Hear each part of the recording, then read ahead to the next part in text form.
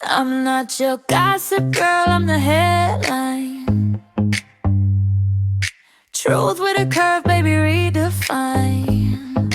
Welcome to the thirst trap. All the truth looks good in a tight wrap. We talk love, power, soul, and sin. Turn the world on, let the light in. Yeah, the thirst trap news. You'll drink it up, it's the real you. They between thirst bros, where every headline's a revelation.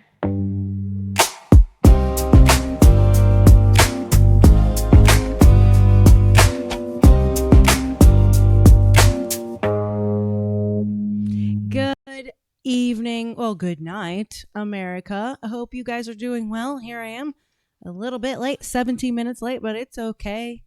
I'm glad you guys are with me. Welcome, everyone. So tonight I want to talk about friendship, not the Instagram version, not the we comment heart emojis on each other's posts version, but the real kind, the kind that gets tested when life gets ugly, when the lights go out, when you're breaking, rebuilding, or becoming.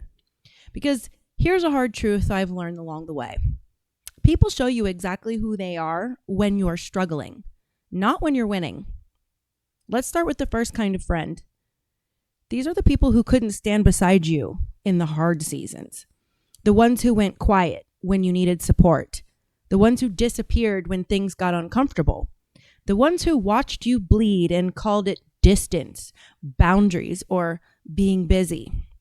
And now that you're rising, now that you're visible, now that the tide is turning, suddenly they want proximity.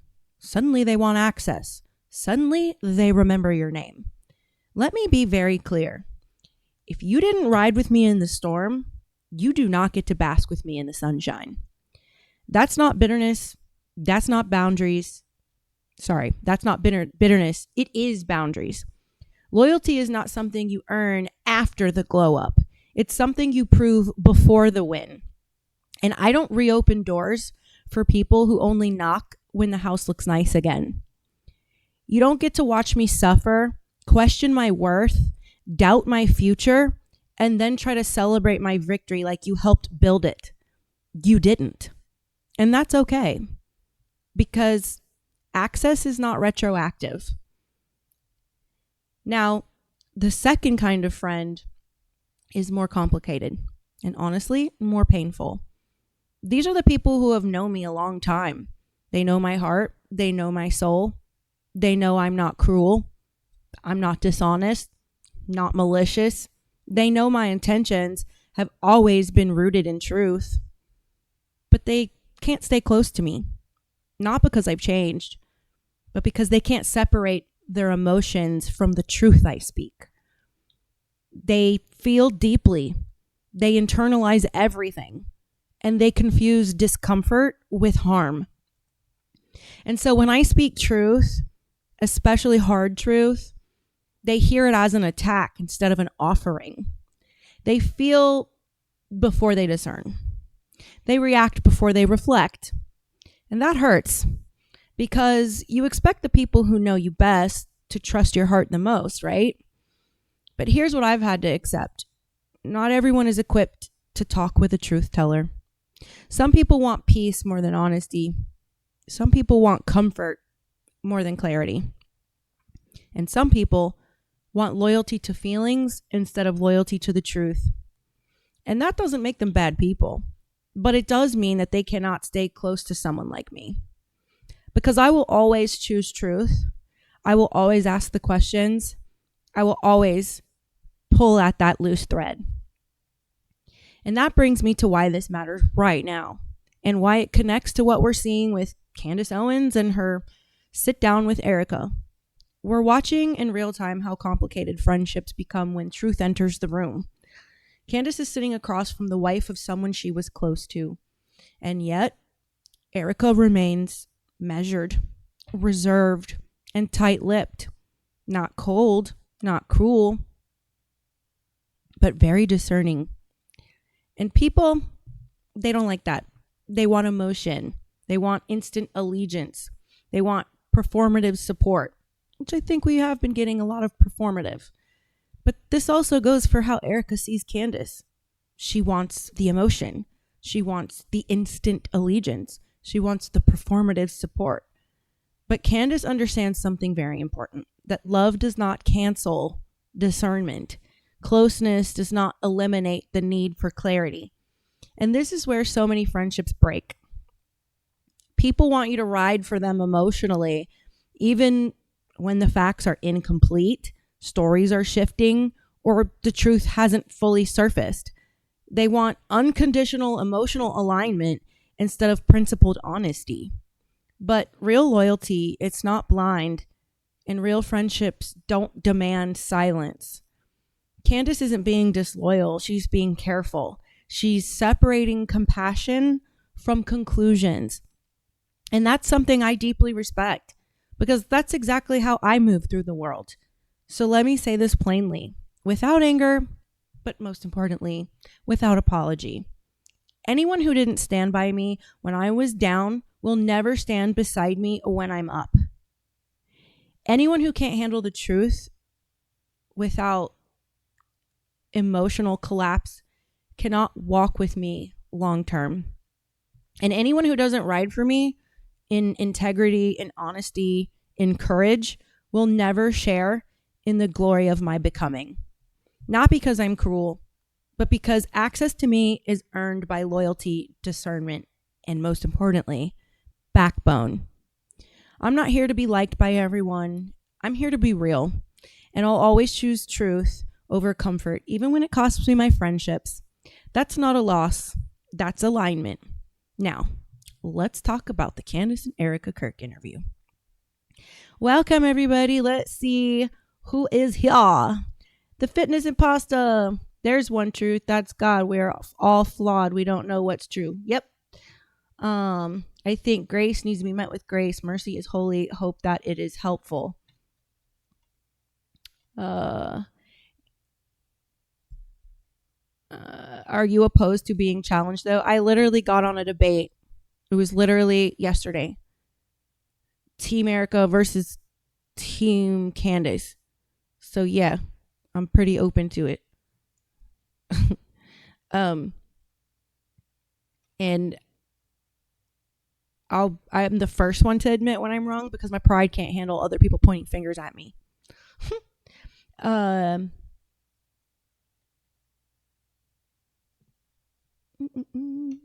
But you do have a great point here where you say it's usually strangers that cheer for you, but also the circle does not change. Sometimes the circle has to change. Yes. 40 has brought me that awareness of like what real friends are. We call that day ones. Hey, got a bunch of OGs in here. I got a bunch of day oneers. 100%. The real friends are there through everything. Thank you, Wadep. And speaking of day ones, hey Data, how you doing, homie? Glad to see you. Okay, so let me pull this up on Insta before I get going, so I can make sure I can see who all is like in the chitty chat. So let me pull me up really quick, and then we will get started so fast, y'all. Hold on. Okay. So let me make sure. I see AR-15 for you. What's up? Hey, Skeeter. Hey, Badger. Aunt Key. David. I see Joe. What's happening, friends? Oh my gosh. I'm so glad to have you guys here. Data says, I'm a rumbler. Yes, you are. Okay. Okay, fitness. That's totally cool, man. You come and go at your leisure. We're going to be reviewing this Candace and Erika video, and I watched it earlier today. No lie, I'm not going to pretend I haven't seen it yet, because I know you guys are used to me blind reacting, but I was also like chatting with my daughter and playing with our dogs, so you know, I'm sure there's stuff I missed. So let's get to it. So we're going to hop over here to a YouTube. There's her beautiful face. She is a really beautiful woman. I'll give her that. Okay. So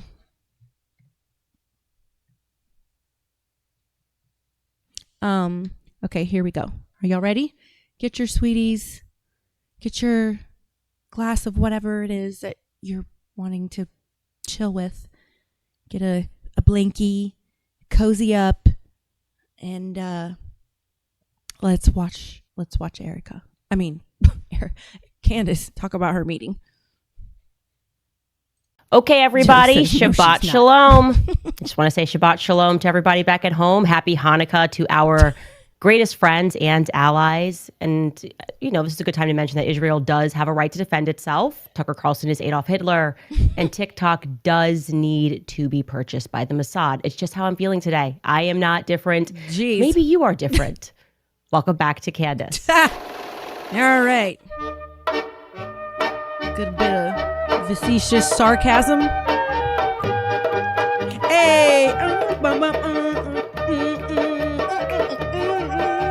I know. Look, there she goes. She's doing it too. The music's Okay, catchy, you I'm guys not are gonna lie. crazy. You guys are absolutely crazy. The amount of people who attacked me for sending out a tweet being like, hey, I'm good, I'm alive. We had a very productive conversation. And they were like, she got the call. She got the call. She's betrayed us. She's doing something else. I can't believe it. This has all just been a show. Calm down, okay? What do you think happened? Erika said, stop. And then I was frozen. Look, she already called everybody out off rip. She's like, it's not what you don't expect that I'm about to just lose my spine. For 4 hours and 30 minutes, just like, as they just put all of these talking points into my head. That is not what happened. I keep telling you guys, I am not governable.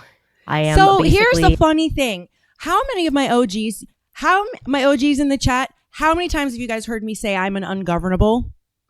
I'm the only one saying this. I keep describing me and my OGs as like, we're the ungovernables. I'm an ungovernable.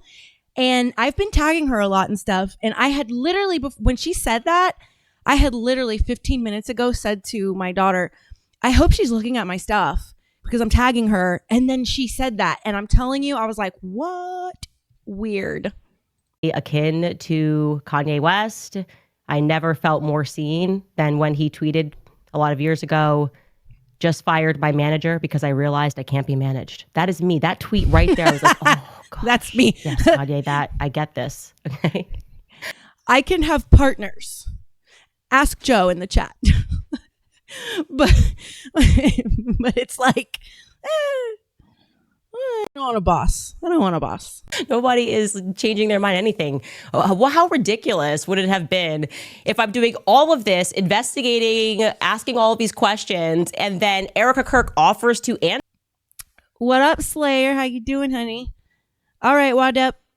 I'll see you tomorrow. Answer some of these questions. And I'm like, no, I'm not going to go. I can't betray the people. I don't want any answers to the questions. I just want to ask them. No, this is the entire reason we are doing this. We've been looking at the situation going, why can't Turning Point USA just answer basic questions? And I can tell you guys that yesterday for 4 hours and 30 minutes, there were no rules. They said you can ask us any question that you want, anything that's on your mind, which I appreciated. And some of you guys are thinking, who is they? Who is they? It's the Jews, obviously. Just kidding. It's Justin Strife. Justin Strife was in the room. It was just Justin Strife and Erika. George joined me just for the beginning portion of the conversation because he had that thing going on that I told you on the 15th all day. He was in a conference.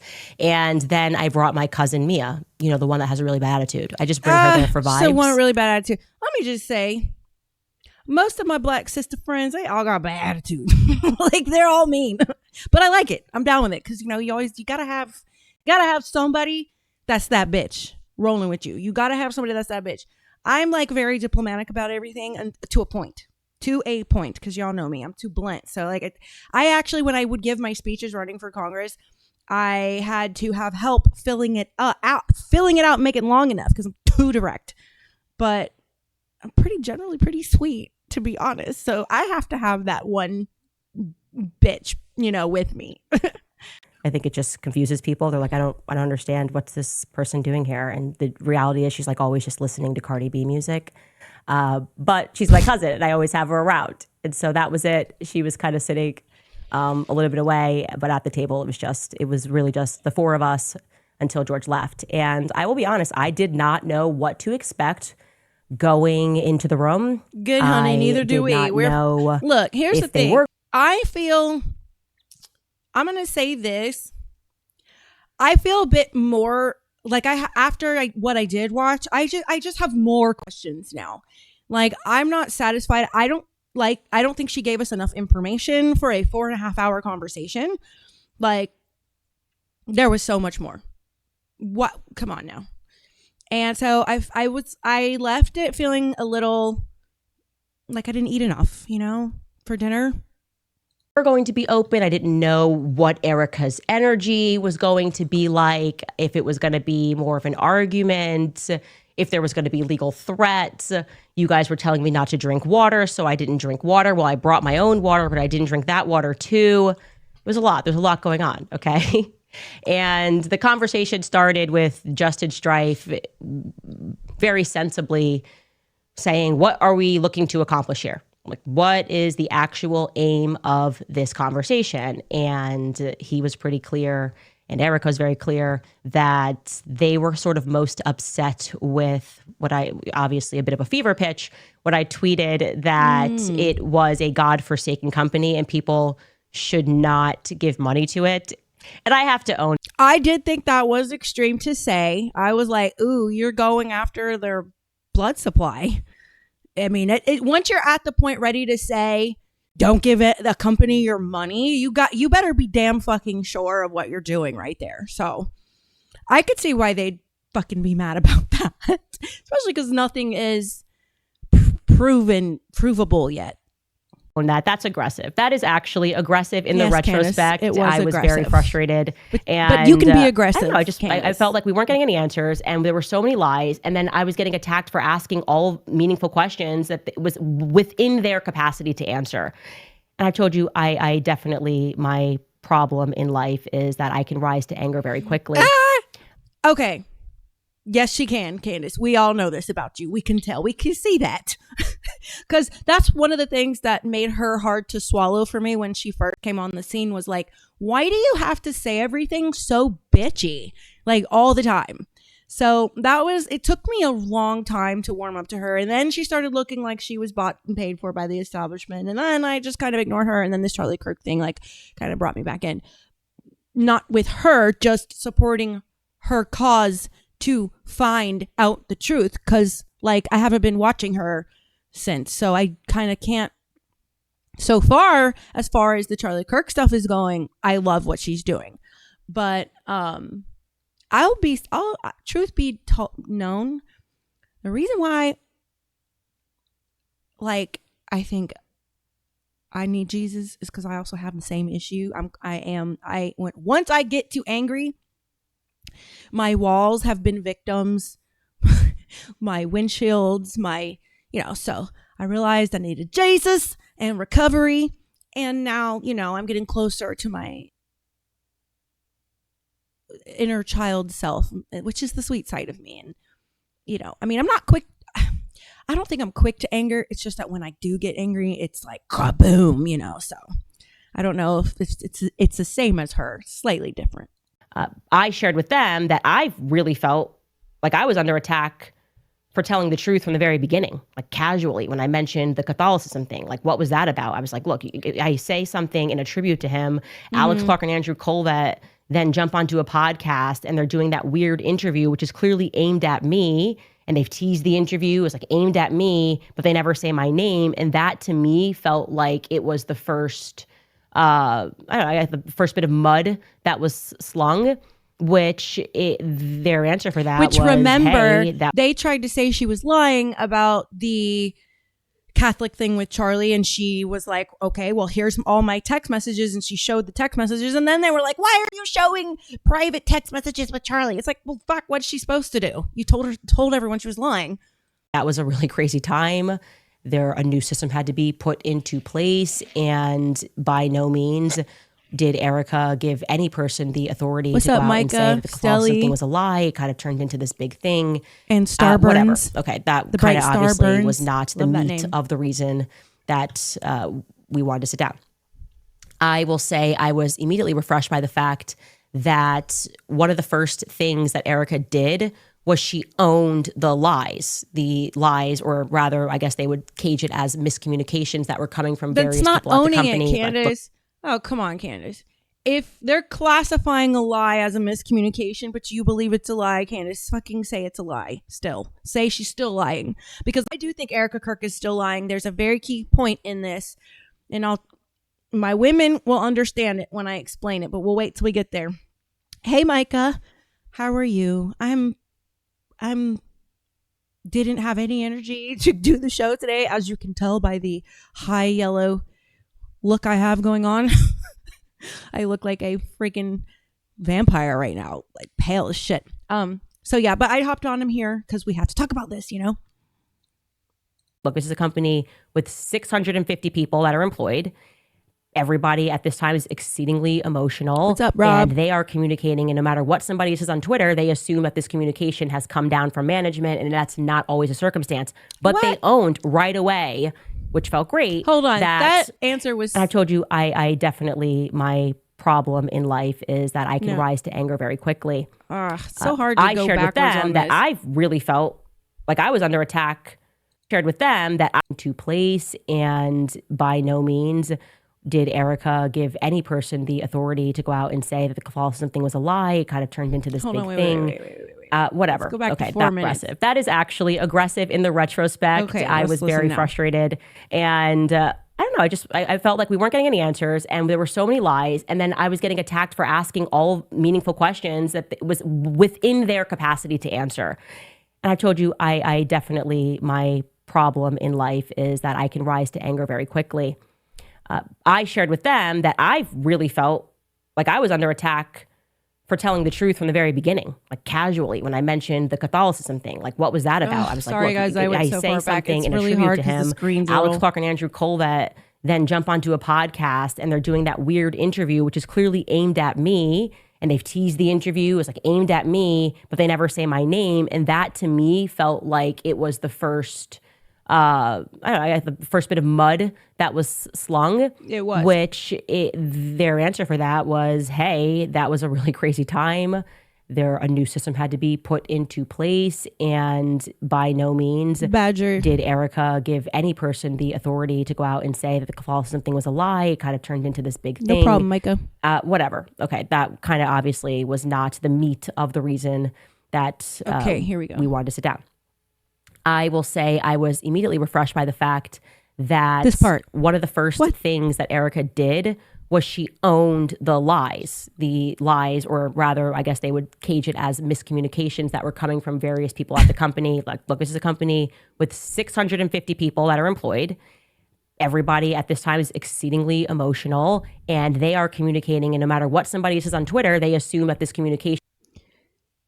So they're saying that all these weeks went by to correct the miscommunication about Charlie's interest in Catholicism and possible conversion. And it only isn't till this private meeting that you want to say it's because we have a huge dynamic company and everyone's emotional and not all communications are going through the proper chains that this happened.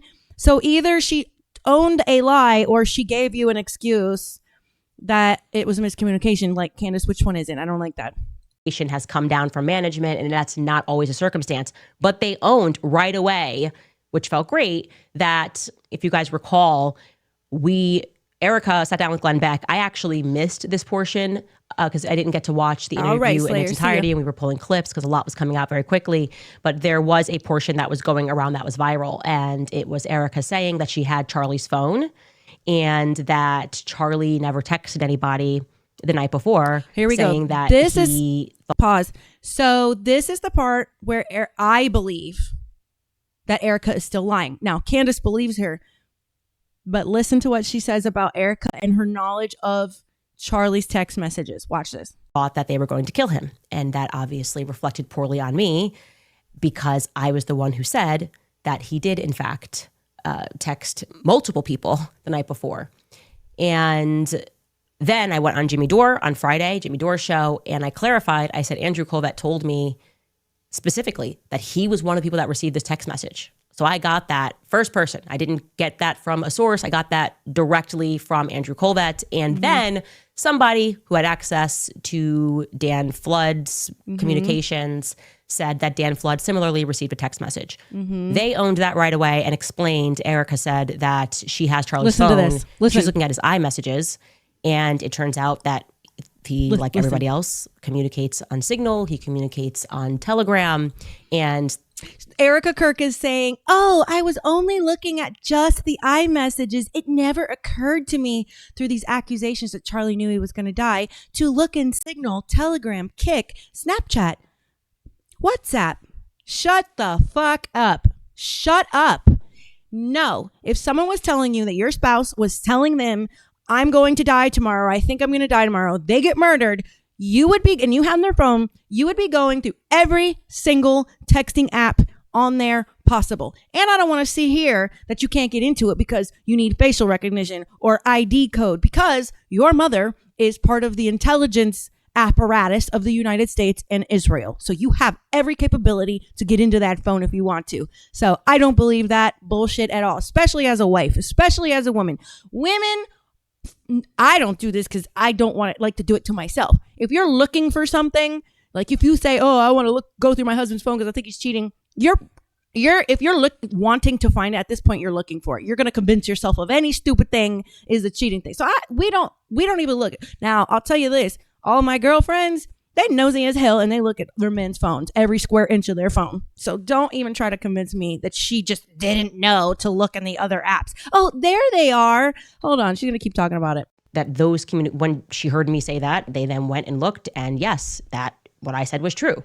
Andrew Kovet received a message the night before, and Dan Flood received a message the night before. Now they asked me if I had actually like a concrete a copy of what Dan Flood got the night before, and I said no. Somebody told me what it said, which was almost exactly what Andrew said, which is they're going to kill me. Andrew did not know who they were, that he was referring to were, but they clarified that the message that Dan Flood received said the left is going to kill me. So I can't confirm that one way or the other. I have to trust them on that because I did not see that concrete message. I was told that it said they. Now, obviously, we discussed the moment, and I'm laughing here because you TikTokers are actually out of control. You guys are going to be the reason that Israel gets TikTok because you guys are acting a fool all the time. And the videos were so hilarious of you guys mocking the Barry Weiss interview. Candace. It's great. It's good to laugh at ourselves. And Barry Weiss is always worth laughing at. But I was sort of like, hey, I felt name-checked by the podcaster, Candace Owens, this obvious setup, and then asking me to stop. And it's interesting to hear Erika say that the reason she didn't ask me to stop in the beginning because she was actually learning things from the show. She was actually learning things, and that I think she similarly felt that Barry Weiss was trying to create a moment. Obviously, it's who Barry Weiss is. It's the Zionist lobby. She's trying to right perceived wrongs because I'm against her side. That does not surprise me. That's kind of why Barry Weiss exists. That's the reason they put her at CBS, is because she's just committed to stacking the audience with people that are going to present the pro-Israel cause and talk about anti-Semitism and talk about like crime being on the rise. It's kind of an embarrassment, but I actually do accept that. And I should also clarify that Barry Weiss obviously picked those questions. They were not random, like I told you. It wasn't like people were coming to the mic and it was an open mic and they didn't know what they were going to get. It was all very much planned by Barry. But Erika said that she knew the general idea, like they were going to mention me and mention the conspiracies, but she was not given that specific. The podcaster, Candace Owens, question. I think I understand what she's saying. She knew they were going to bring up Candace, but they didn't put it in the bullet points. So I think that's fair to clear that up. Now, I did not at all recant any of my suspicions, and I understand people disagree with me about particular people at Turning Point USA. I communicated what I communicated in front of the whole world. My skin crawled after I spoke to Terrell Farnsworth, the person who took the cameras down. He lied to me several times. I explained to them, which felt good to have that direct communication, how Terrell lied multiple times, and that I did not understand why he was there that day. They echoed what he said. They defended what he said, that they were trying something new that day. that they typically live stream, which is what Terrell said. They typically live stream, and I said every college event. Well, they said, well, yeah, they live stream the events that are tour stops, but they don't live stream like the outside prove me wrong type events. And that was something that was new, and it required Terrell. And I said, even if that was all real, if that was all true, I still didn't feel good about the conversation that I had with Terrell, and I can't ignore my gut about the many little lies that he told. I thought the video he recorded was weird. I know he comes from a very powerful family. I personally do not trust him. And I obviously do not like the fact that I said, Tyler Boyer lied about this thing and came up with an excuse and said, well, Terrell was asked to take the camera down. That's the reason, he said on Twitter, because the police wanted him to take it down and secure the footage. And I said, I know that's not true. And they said, well, after all of that, after he took the cameras down, there was a police officer or Fed, whoever it was, that spoke to him and asked him to secure the footage. Well, that makes sense, but it's not a reason for why he took it down immediately. It makes sense that as you're investigating, you're going to say, who's got the footage? Let's lock it down. But it didn't make sense to me that Tyler Boyer lied about it. And I don't trust Tyler Boyer. And that is never going to change. Similarly with Rob McCoy. He makes my skin crawl. I can't explain it. I look at him and he's a bad person, and nobody can make me feel one way or the other about that. I have to agree. His energy, though, like, I don't know what it is about fucking, man, the big church preachers. There is just something. The eyes never lie, and there's something so narcissistic about his eyes. I like the church preachers that are like from the little churches where like everyone is like, the humble churches where it's really actually about like getting together and build each other up spiritually. Those preachers actually seem like it's a calling. That guy seems like it's a fucking business. Surprised to learn, and this is kind of gets into, I guess, us not knowing the inner workings at Turning Point USA, that Rob McCoy actually does not work with Turning Point USA in any capacity whatsoever. And so him communicating as he has done, like, I'm the pastor, I'm this, I'm that. Yes, Fitness Impasta, that is an opinion. She's aware. She's giving an opinion. And she's leaving it on everyone else to know that it's an opinion, because we don't need to be patronized. And like, we've gotten to a point where people have gotten so overly simple. You have to make these bold, like, direct statements. Here is my opinion. We know that's her opinion. She said it. It feels that way, so we know that's an opinion. That it's just not real. Like, that is not real, and we should know that that's not real. And when he says that, call him out on that separately from Turning Point USA. I was operating under the assumption that he worked for Turning Point USA, and I said, if obviously that's wrong. But where would she get that assumption? They never said he did. He's just always around, and we know that he's a church pastor. So I don't know where she got that assumption, to be honest. But also, what were we to assume when he hit the stage at the memorial and said, I'm America's pastor, and then had the Wikipedia updated and said, well, I'm assuming he had it updated because who else would do that? Well, Impasta, she is not in court. She's on a talk show giving her opinions about why she feels the way she feels. We're allowed to talk about our opinions about these matters. Like, it's fine. You can say your opinion. We know she's giving her opinions. Like, it starts with an opinion that the investigation is wrong, that causes you to do an investigation yourself. It starts off a hunch, an opinion, a feeling, whatever. Like, it's not a big deal that she's given an opinion. He started Turning Point USA Faith. So I guess, to be clear, we were just wrong about that. And I will have a lot more to say about Rob McCoy. But she didn't present it as fact. She literally said, I don't know what it is about him. I just get the feeling he's a bad person. Like, I don't know how more blatant that needs to be. Like, if you want to take that as fact and misread that, that is on you, on that person who takes it that way. That's all on them. Can't help a lot of things. So I'm not letting up on that. Now, one piece of this where I still don't understand it, and the magic bullet. Okay. Oh, now, yeah. We all recall what happened. I casually say on the show, hey, I saw the footage. There was no blood. And honestly, when I said it, I didn't process how big of a deal that was with the 30-06. very quickly, what happens is Andrew Colvett whips up this tweet about what happened with the bullet, and he said he wanted to address all of the discussion that was being had about the online chatter. I'm obviously paraphrasing here. He says, "I apologize. It's going to get graphic," but he spoke with the surgeon. The bullet should have gone through. The surgeon then explained that what he's typically seen on these wounds, and basically this was all a miracle. Charlie saved lives, even in death. And the internet clocked it, this miracle, the healthy bone. His bone was so healthy and the density was so It makes impressive. me Like, this laugh is a hearing quote, it by the way. now. When I first heard that, I was like, the doctor is clearly speaking in a thought pattern of, if that's what they're like, I don't know.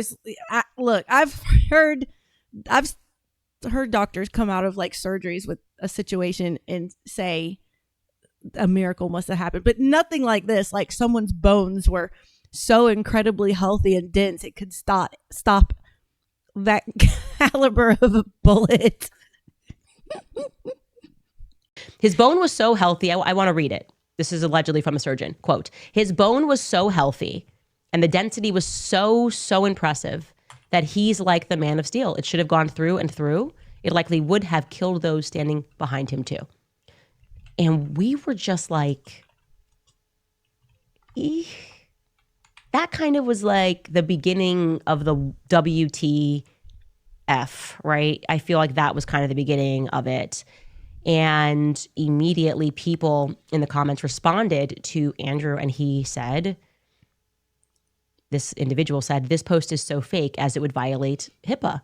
Like, there's patient privacy. You can't just call up the surgeon." And then Andrew Colvett replies and says, "Rest assured, normally I the would not have doctor would posted without full only permission." tell that Now, to the wife. he said he spoke to the surgeon, and they confirmed that Andrew spoke to the surgeon, but that they did not know that he was going to write that tweet.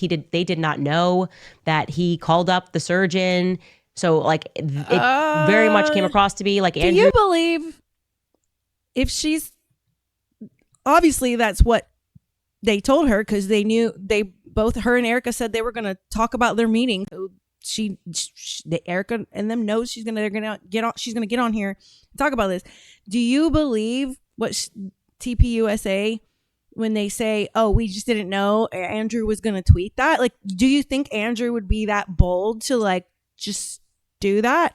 I don't know. Andrew was just flying by the seat of his pants. I don't know. Like, he was just flying dark on me. And I was like, that seems That's exactly how I feel in pasta. And when I was doing my debate with Joe Collins on TikTok, I told him that's really what it comes down to for me, is the actual story about what he was shot with, the distance and the angle.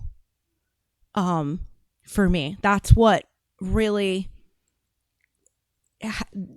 got me with the whole thing, because I come from an family of avid hunters. So, like, I've seen a lot of gory things, and I don't believe that at all. I don't believe that at all. I've been in the presence of 30-06s, 308s, 223s, 50 cals, freaking buckshot, slugs. I've seen it all. Like, I've seen it all.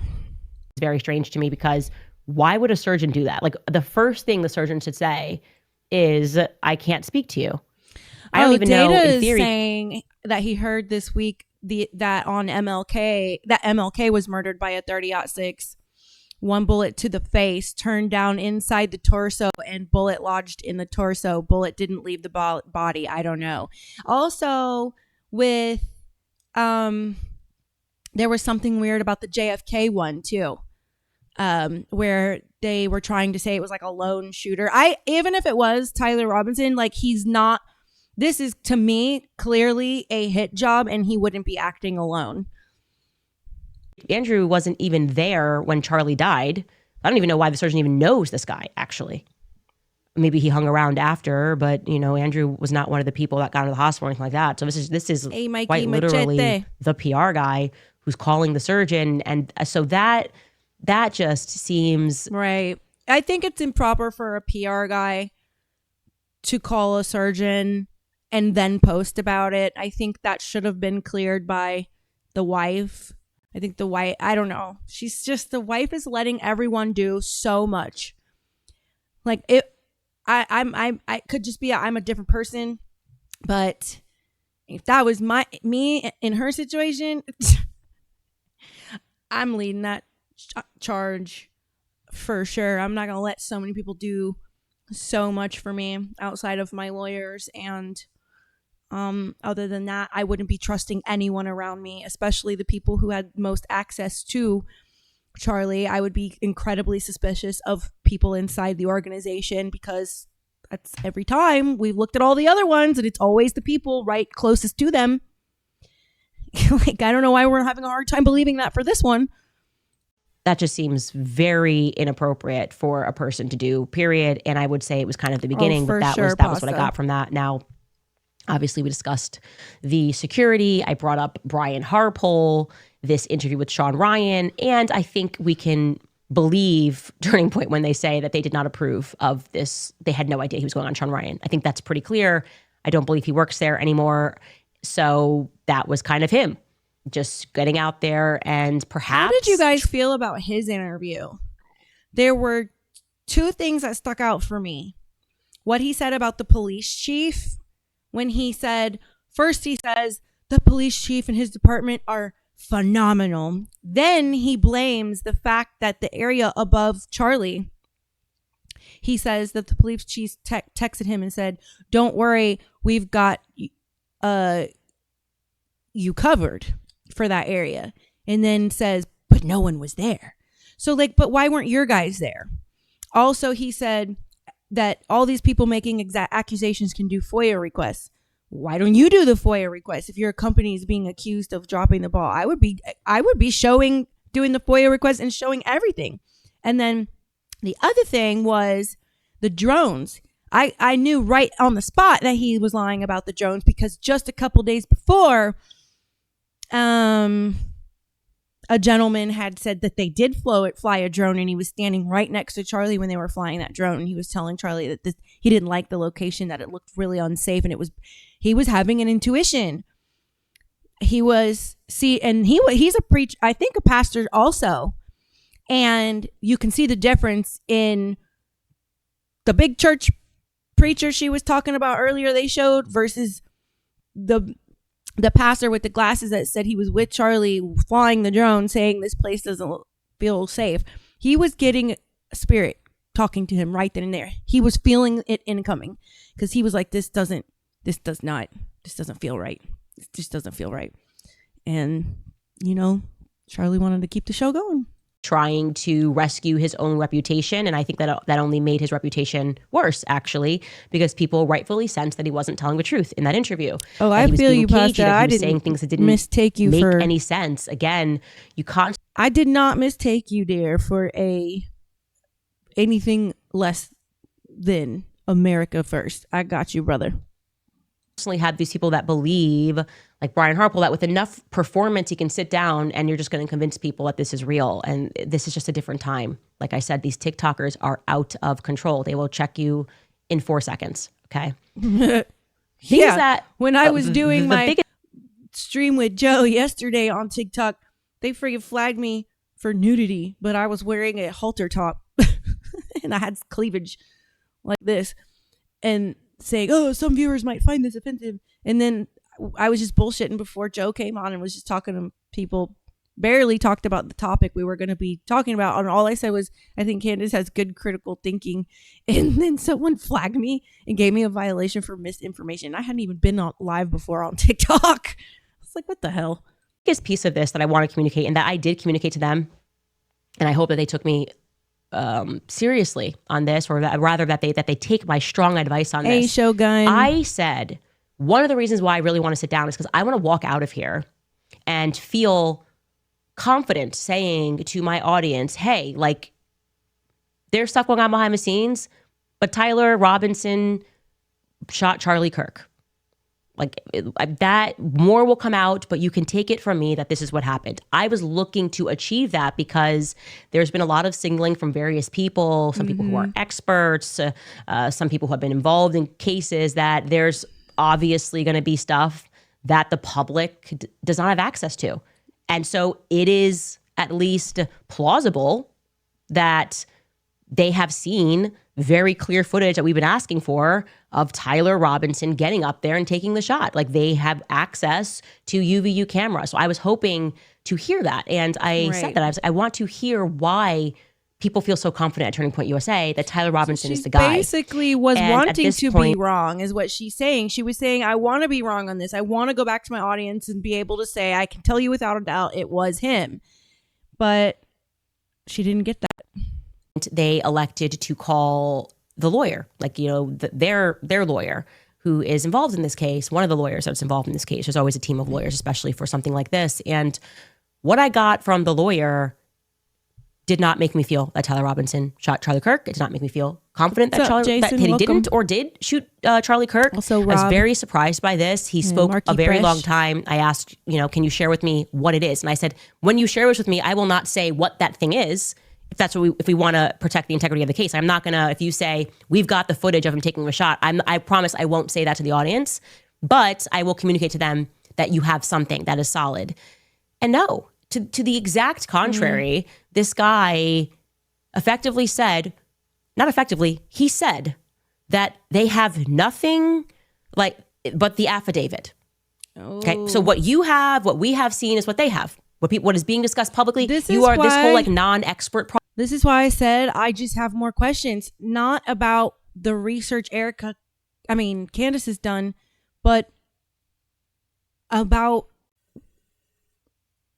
why there's, oh my God, you'll see. Hold on, let's just keep going. Problem with well, you don't know. It's like what you read, his messages that don't have any dates on it, Tyler Robinson writing out everything and the clean alibi. That's what they have. And what he explained to me was that that's the affidavit That's state. what the lawyers for Erika and TPUSA have. That's where it's at. And then what takes place now is the investigation is ongoing, right? So right, because now they have to prove Tyler was the one that actually texted it.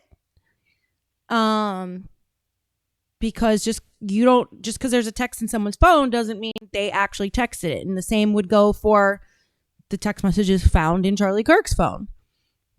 Right now, they're looking for more information. And once investigators, they could very well have, obviously, footage. And that is why they might feel that, we're definitely going to get this prosecution. But the reality is they don't.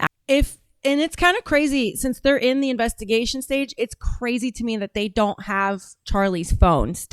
I can't believe that phone is not in evidence right now. They should be going through everything in Charlie's phone to see if anybody asked him any weird questions, to see if there were any nearby, AirPods that connected, anything, any kind of activity that could link him being followed, guided into a certain direction, heavily encouraged to go to have a debate in a place he didn't want to, something like, what were the internal conversations?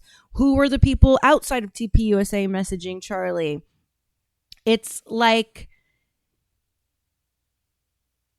I don't think that Candace is trying to present an alternative. She's literally just telling you where the evidence is leading. And she hasn't presented exactly yet who she thinks did it. She's just saying, this is all the circumstantial stuff I'm finding, and this is what it is. And I don't think she's got a conclusion for that herself, like what the alternative would be. I think only thing she really can prove right now is that this doesn't make sense. Let's try to use what's publicly available to make sense of what we can make sense of, and pray that people will talk to me and will be willing to go on the record. Actually share that information with the victim. They don't share that information with Erika. They don't, in this part of the process, they will not know what investigators have discovered. This is what the lawyer told me, until May. Okay. They have not seen anything that you have not seen, is what I want you to know. So with that in mind, I'm sitting here going, why are you signaling? Why do I feel like the public's being gaslit on this? That's with every case. With every case, they don't tell you. There's every case. I mean, I'm in forensic psychology, so I read a lot of cases, and there are so much things that you can't say or let out, or, having to sequester. Now, I think it's a massive problem that the Utah place was torn down and reconstructed. That investigation should find out why that happened, who okayed that. You know what I'm saying? So, like, there's a lot of things that aren't adding up, and what I hopefully think Erika Kirk is going to take away from this is there's a lot of stuff that doesn't fucking add up that from what we're being told. And her attorneys need to kind of do better, in my opinion. Been nothing that's convincing. There are so many commentators who have gone out and said to you, it's overwhelming. The evidence is overwhelming. The text messages, I don't think we'll ever don't have a find date, out that don't even sound real. I think these things are designed to make anyone who discovers the truth look crazy. Look at what they did to Kanye. Look what they did to Britney, Lindsay Lohan, Courtney Love. Like, it's so many people where the people that are trying to tell the truth get made to look crazy in various ways. They get I know the fucking tactics too, especially when it comes to the entertainment industry. Like, they will have handlers and you don't even know they're handlers. They go tell the doctors that you need this, that, and the other, and the doctors are in on it, and then your fucking mind is fucked up because you're all drugged up. But yeah, I think these assassinations are designed to be confusing. Hell, they could be leaving evidence, like what Candace is finding could all be left there intentionally to draw us off the trail. So she could either be walking straight into the trap, or she's just so close to it that they're trying to make her look crazy. I mean, so it's like, one thing I've known is that you can't believe anything you see online or on TV or on the radio. Anything that's Hollywood, anything that's politics, anything that is from rich elites, you can't fucking trust. And so, I think these things are designed for us to never know the answers, because they'll never tell us. They'll never admit it. Trump declassified JFK, and what happened? Did anything happen? Nothing fucking happened. Same thing with MLK. Nothing fucking happened. They still allow the CIA, I'll say it again, the CIA, to operate independently and answer to no one. So there's that. That's the problem.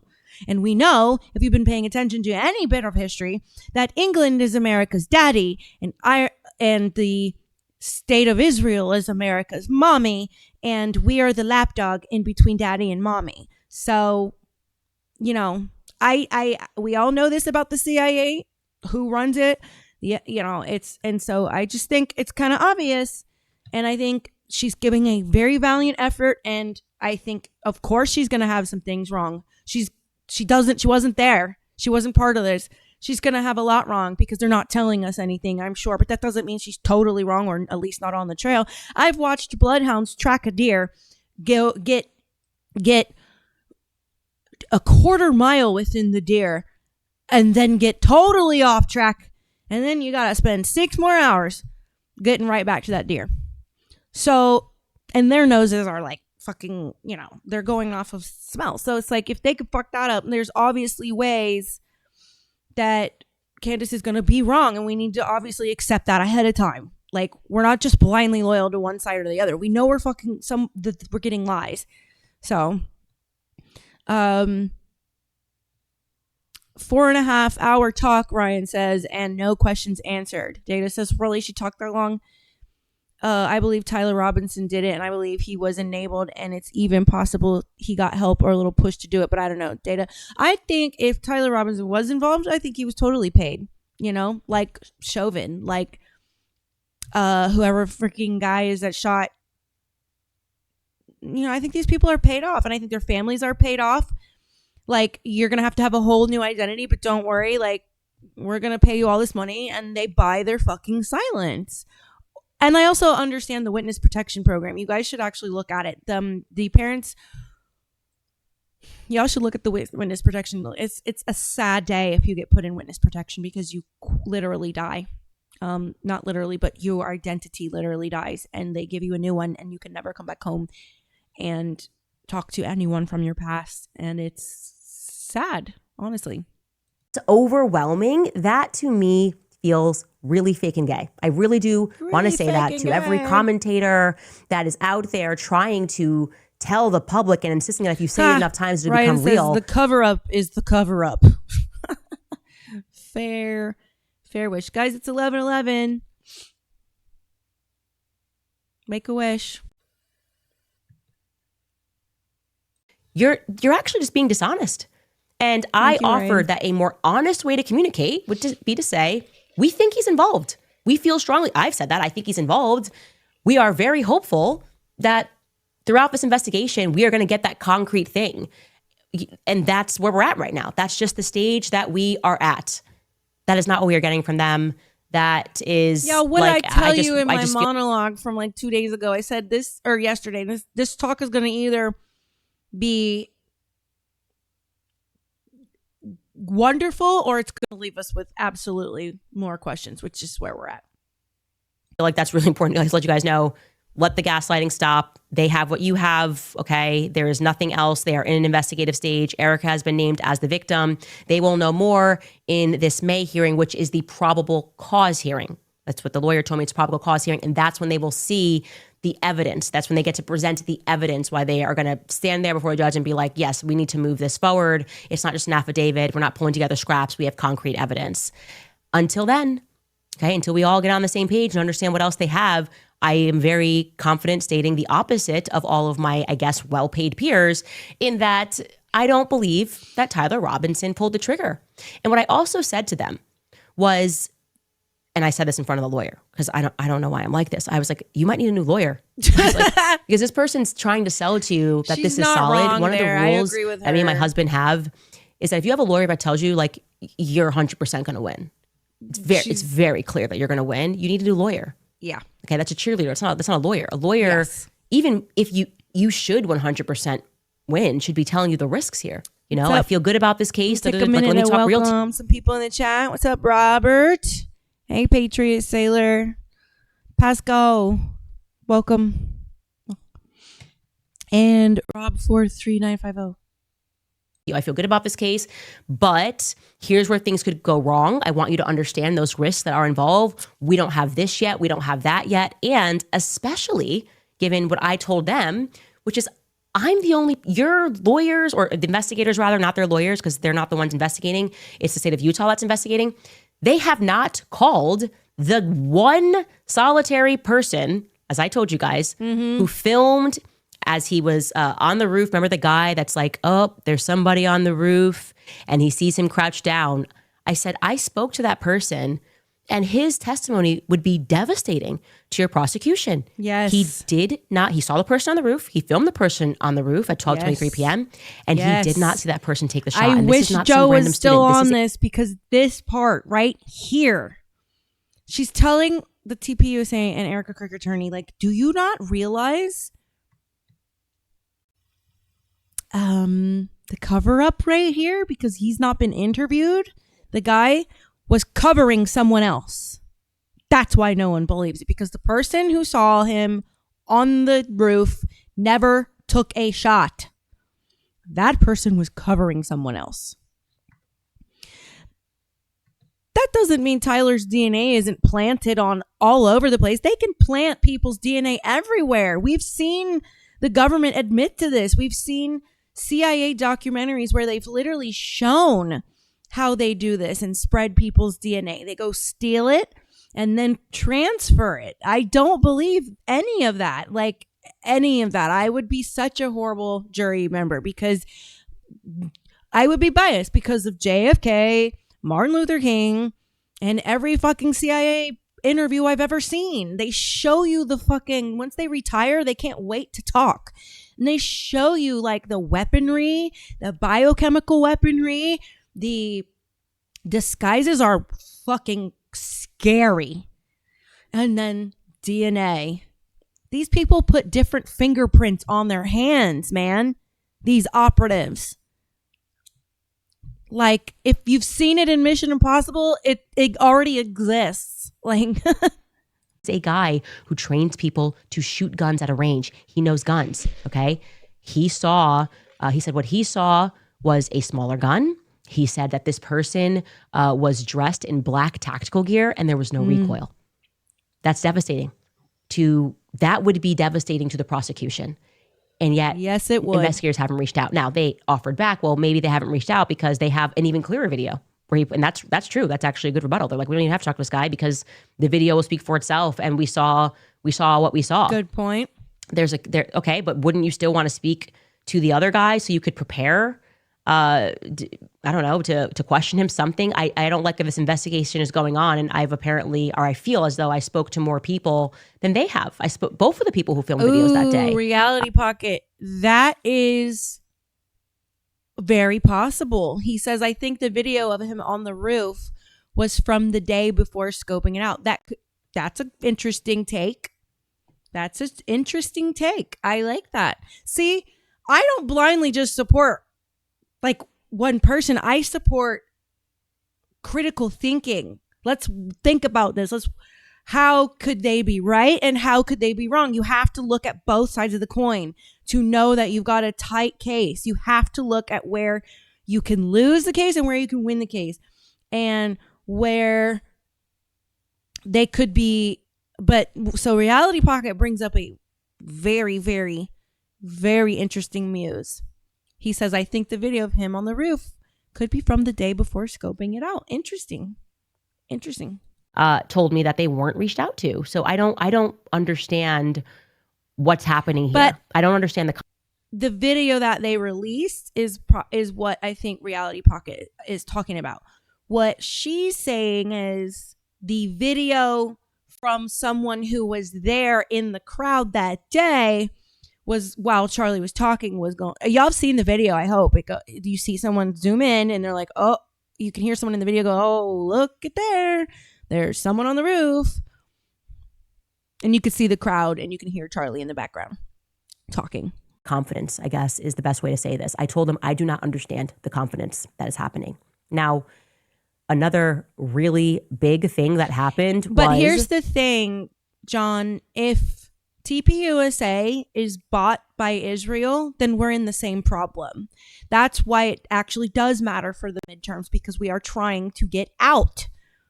Funding everybody else's fucking bullshit. We are trying to stop sending billions of dollars to support all these causes and these staged terrorist attacks just to excuse yourself for war, and then billions of dollars going that way.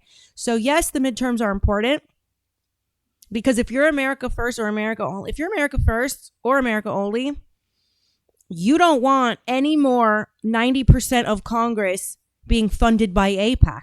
So if TPUSA is being funded by those same donors or AIPAC itself, we have a massive fucking problem. And I don't want TPUSA putting their claws their if they've gotten raided by Israel, I don't want their claws in my midterms, because we need to get the right people fucking influencing those midterms. And that has to be candidates that are strong, staunch America only or America first people when it comes to the economics and immigration. I think we should stop immigration, honestly, for a short period. But I'm okay if we don't. Just legal immigration. So that's why I say economically. Immigration was kind of a side point, but we need people who are going to fix our economic situation and understand where all this money is fucking flowing out to other countries, and really actually be on board for stopping that. And we cannot be Israel's lapdog anymore. They brought me Mikey's call logs, okay? They brought me Mikey's call. They did register 500,000 voters before all this happened. And their numbers, unfortunately, have tanked. Not because of Candace, because most of us, regardless of what anyone says, has a critical mind. We can notice the inconsistencies from TPUSA, and that does not make you want to send your dollars there. So, I think they're doing their own harm. And if Candace single-handedly can harm a company that bad, then something's wrong with that company anyway. And those people weren't truly faithful to TPUSA, which is why my monologue at the beginning was so important, because I talk about loyalty, which I'm actually going to do a 5-minute closing monologue today about friendship and loyalty. And I also come from a political background, and I can tell you right now, it matters. Yeah, they registered 500,000, but Charlie is the one that got Trump back in office, JD Vance and somebody else. and Charlie's not here anymore. And once Charlie showed his power getting those 500,000 people registered, that's when they go, oh, we need the bigger PACs want to own it. They come in and say, either let us absorb you or you're out. I'm telling you, I've been at the tables listening to these conversations. Logs, and that is why not I with said TPUSA, this just in politics in general. was a productive meeting. There is no other way to say it. I asked every question, and they came with the paperwork. Reg has a strong point. He said, I believe TPUSA may have died with Charlie because Charlie was one of a kind, and nobody can replicate that.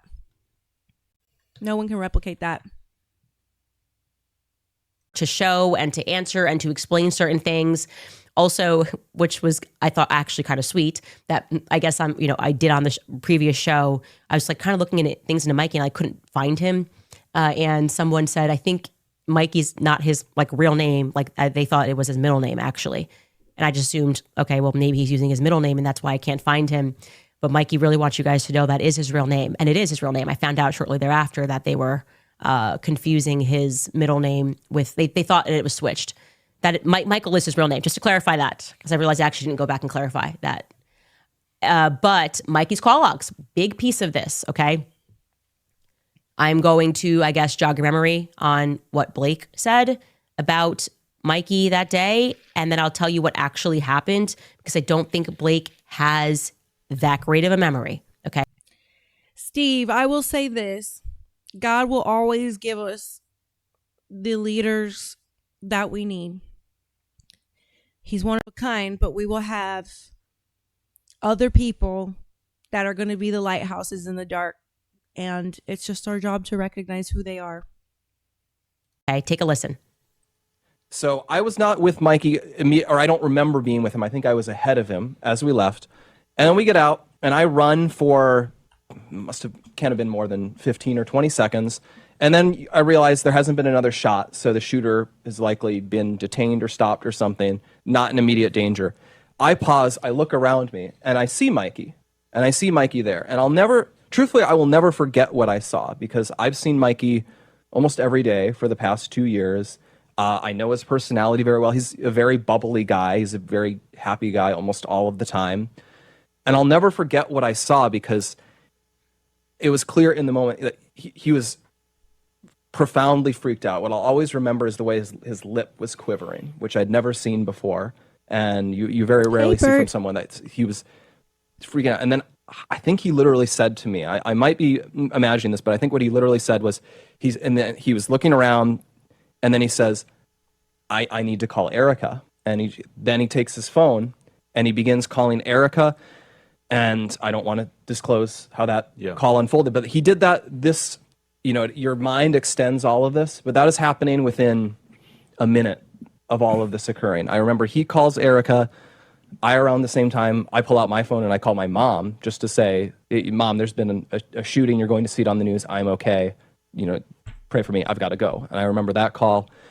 And around the time I put that phone away, and then he immediately calls his dad. He calls Rob McCoy.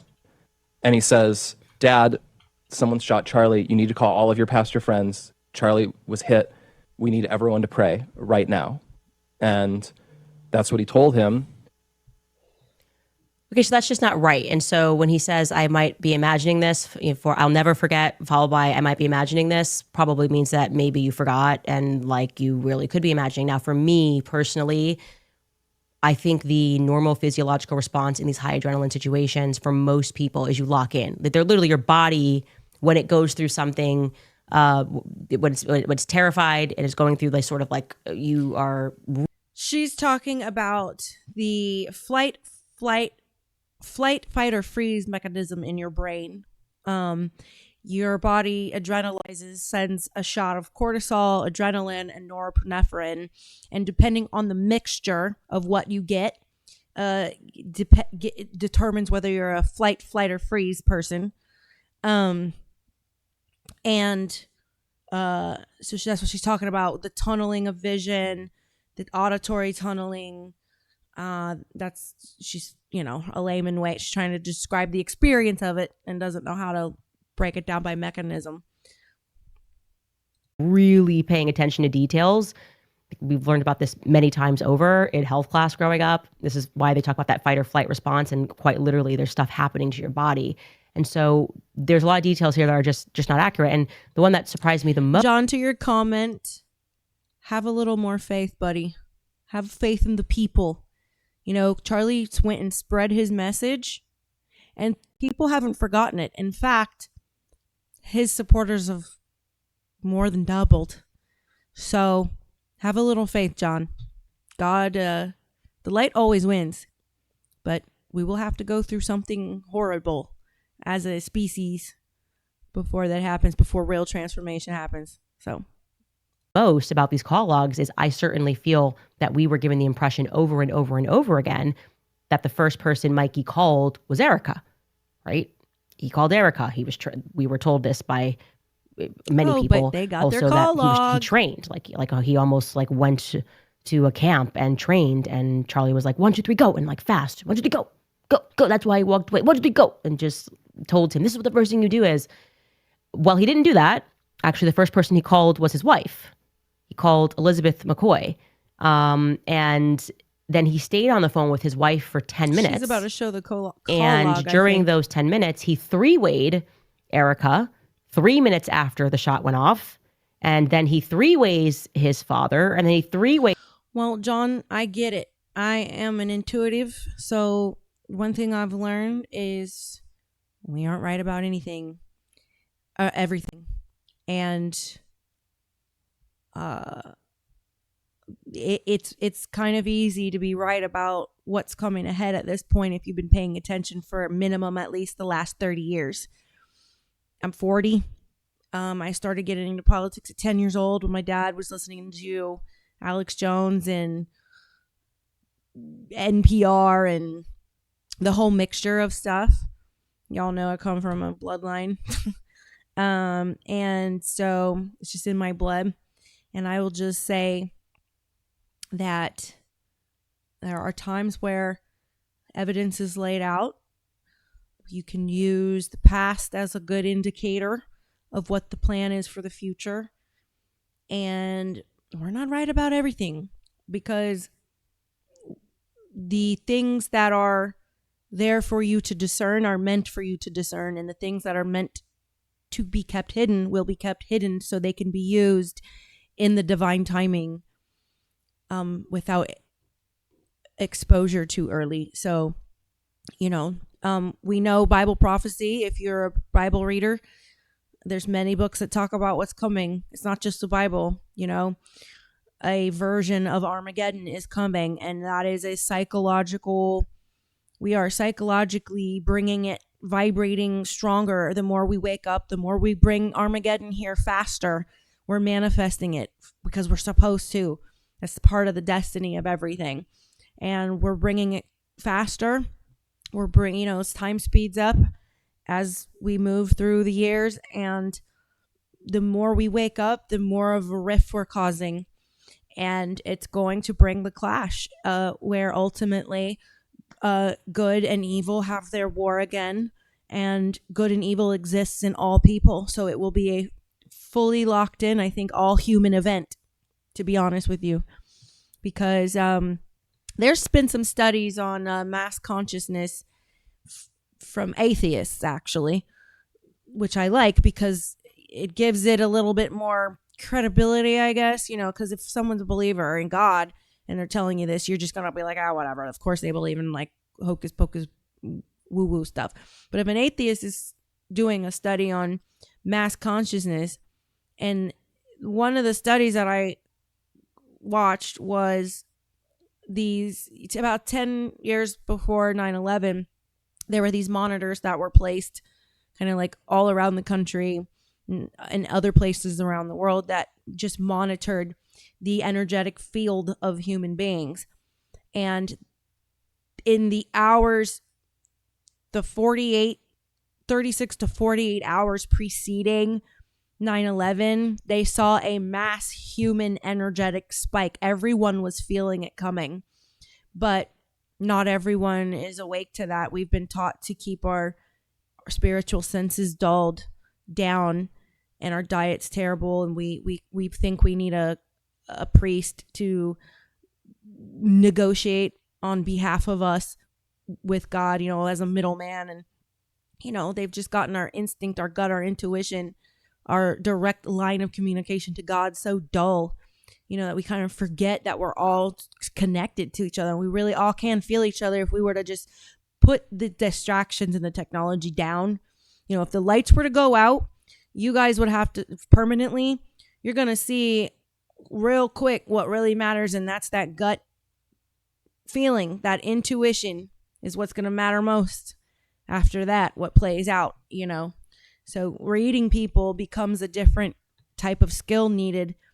And we've lost touch with that because our heads are and faces and hands are always down in the phone looking at two-dimensional faces and worse, AI faces. And it's this lack of being able to distinguish where it's going with reality, especially with AI. It's going to lead to a total clash and convergence of light against dark, and it's going to be a thing. And what I say to that is, what a time to be alive, friends. Isn't it glorious to be watching history, spiritual history play out? It's glorious. I'm in awe. I'm awe-inspired. It has, you guys know I'm a naturalist, spiritualist Christian. And it's like there was a period of my time where when I got out of the cult, I just had no faith in God at all. I was angry, didn't believe it. I just rejected that God existed. And then, of course, that didn't last long because it's just my makeup, so the way I'm made. And it's just been very inspiring to realize that we can now finally respond to the hijacking of our principles and know that we've picked a side, and it really encourages you to get right with your soul tie to this universe. And I think it's an amazing time to be alive. What a time to be alive. What a time to be alive. We will always know where we were at and what we were doing when we heard Charlie Kirk got shot.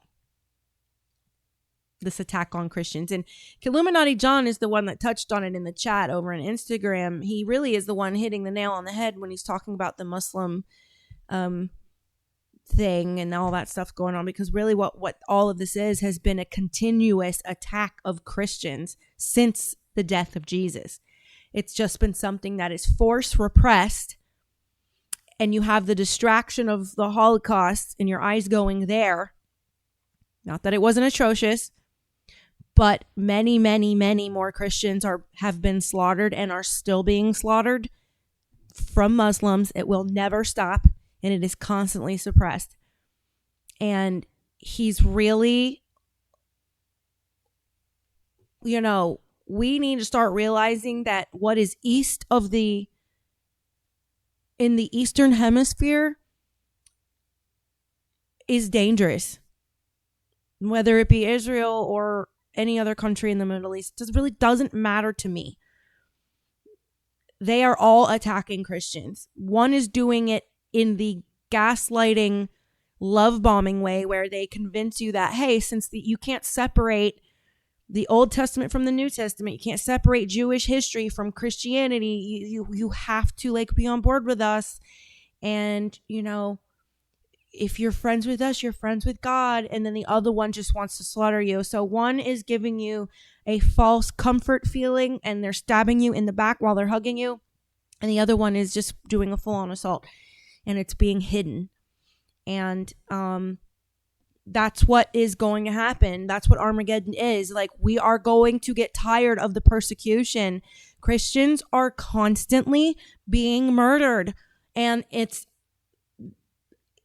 whether it was Israel, the French, but also the Egyptian plains, there's your Arab tie.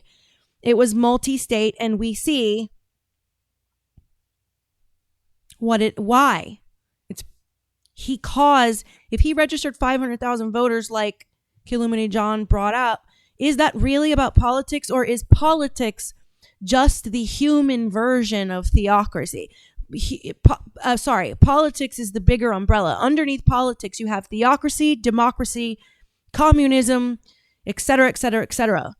What makes theocracy different is who is ruling over the population, and that's God ruling over the entire world. And that's the goal, is to understand that we need to stop looking at the personified prophets or ascended masters, Muhammad, Jesus, Buddha, Tao, whoever it is, and realize that God is actually a level beyond that, higher than that. That is the all, the divine, the source. The Gnostics actually had the most accurate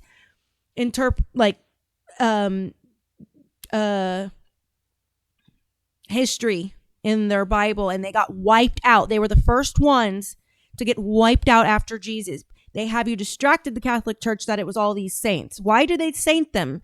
Just like they gave Charlie a holiday and Martin Luther King a holiday, these people who were best friends of Jesus Christ, who was his best friends, they were made martyrs, and then they got a place in the Catholic Church. It points right to who's doing it, and to take the eyes off of you.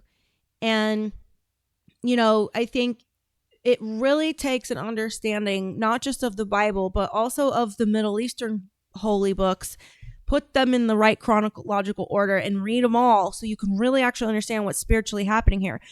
All this politics is spiritual. Everyone thinks politics is spiritual.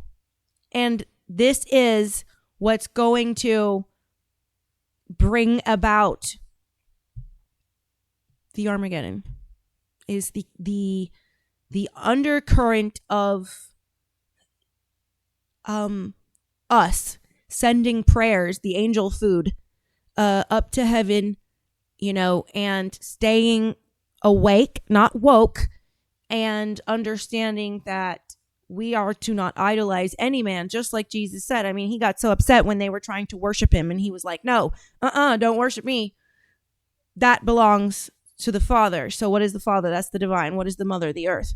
Jesus, people do not know how to interpret Jesus. Jesus is not. So there are different types of gods. There are lesser gods, and then there's the woven intelligence that exists in every molecule that organizes and structures this whole realm the way it is. God is literally in everything. We are not to look. The looking up is such a programmed thing to do because of the astro gods. People talk about blah, blah. I'm getting way off, but Jesus said that God is within you and that the kingdom of God is within you. So we're looking in the wrong place. God is within you, and Jesus demonstrated that perfectly, how to be one with God, and that is walking in the way of love. And because of that, Jesus became, was crowned as a heavenly king, and then received his godship. So there's lesser gods, which capital G, little o, little d, and then the God, capital G, capital O, capital D. And in the Bible, you'll see those two different forms of God talking when we think it's referring to the same God. It refers to Yahweh. It refers to Jesus as God, little capital G, little o, little d, and then it refers to the Creator, and you'll notice capital G, capital O, capital D. That means the God. So there's a different thing. A lot of people aren't ready for it because we are so inclined to hang on to the humanoid personified expression of God, when really God is, what Jesus was trying to say is, like, as children of God created in their image, we are all, just as much as he is, a part of God. And it takes a certain level of connection to God to ascend and be viewed as a God. Although when you're viewed as a God, you never wanted to be a God. Hence why he was like, don't worship me. No. It's something that is earned by the most humble and loyal of suffrages for God, for what is right, for what is good. And how do you define what is good in a world of a lot of different constructs and laws and opinions and cultures and perceptions affecting how law is made? And that was the whole reason why he had to come down, because God was so irritated with the Jews complaining about everything after he saves their ass so many times. Jesus is like, all right, let me try to save him. Let me go. He comes and lives the human experience. And, you know, through him, he demonstrates that how you achieve that is through, where the Pharisees are saying, well, we can't live like this. We have all these laws, like law after law after law. You can't eat this, can't wear that, can't do this, da da da da da. And Jesus told him, you're focusing them on the wrong thing. The law of love answers the question when you have all these cultures clashing, all these different opinions. Love always wins. Now, people may have a different interpretation on what love is, but love produces all things if you really think about it. So love is the way you gain, your closeness to God when we die. I mean, and there's different layers to that. The Bible talks about 7 different heavens. So, I believe that in the heavens, there's a political hierarchy. In the dimensional realms, there's a hierarchy with beings that can live in the dimensions, because I also consider science as like part of my belief system too, because you don't have to rule out one thing to have the other. In fact, to me, science confirms God exists. But anyway, she's got these call logs if we haven't totally lost track. But Reg says, praise God. I agree.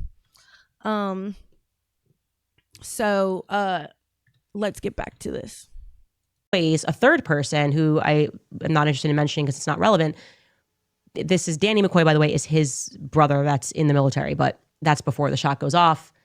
Charlie Kirk shot goes off. I have that in detail. Charlie's brought to security. Mikey McCoy calls his wife. They will stay on the phone for 10 minutes. Okay. In that same minute, because we know this, because Blake Neff has given us his call log to his mother. Blake Neff called his mom. His call with his mother lasted 45 seconds. So we're assuming it went to 12:25. It very well could have stayed in 12:24, depending on the millisecond. Blake Neff ends that phone call with his mother. Mikey McCoy, after the phone call with his mother ends, adds Erika to the phone. Okay, so that when he was recapping and he's like, oh, his lips quivering and he's like, I got to call Erika. And he's like, and then I called my mom. That's not right. That's just not right. Okay, Mikey called Erika after Blake Neff ended that phone call with his mother. If call logs are to be believed above, human testimony. There, she makes Mikey McCoy that point. So then she's drops showing Erika her from the phone skepticism call there. 2 minutes later. I am going to trust a call log more over someone's memory, but that might just be me. And then he adds his father to the phone call. Again, he is this entire time on the phone with his wife. Okay.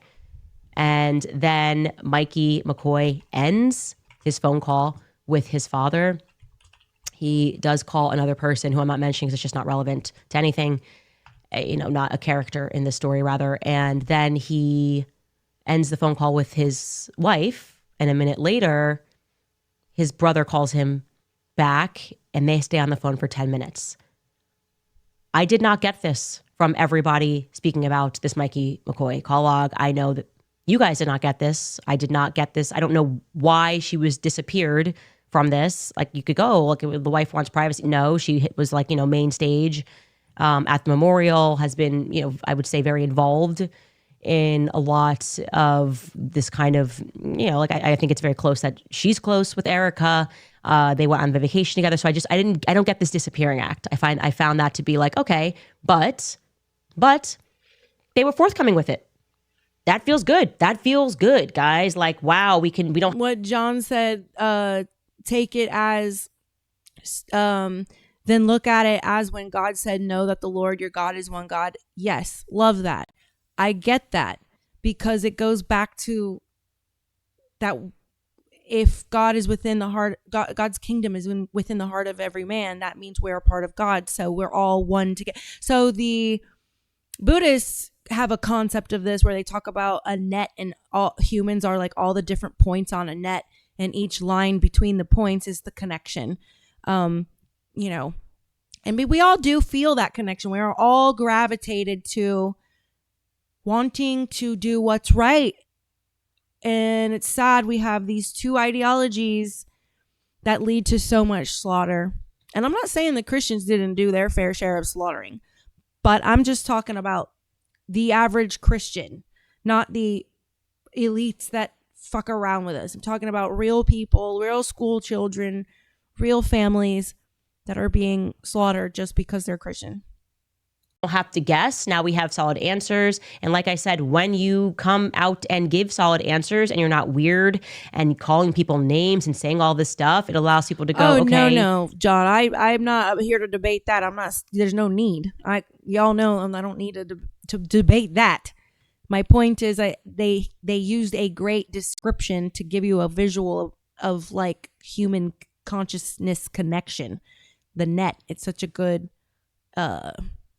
way to explain, like, you know how when you can be in a room full of people and one person can walk in and without a word just change the entire energy of the room. That's that net at work. That it's honestly, if you understand, like if you study any, even as a hobby, a little bit of quantum physics, you'll understand kind of what I'm saying is there's a shared energy, and that's a very spiritual thing, because I think what the God, the all, the everything is energy became self-aware somehow.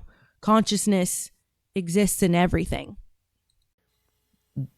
I feel a bit more like we can trust this process because we have communication. That's the reality.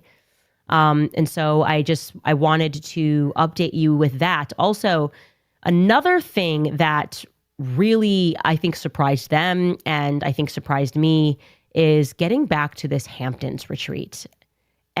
Oh yeah. The thing about the Hamptons retreat, and I hear communicated this with them, time.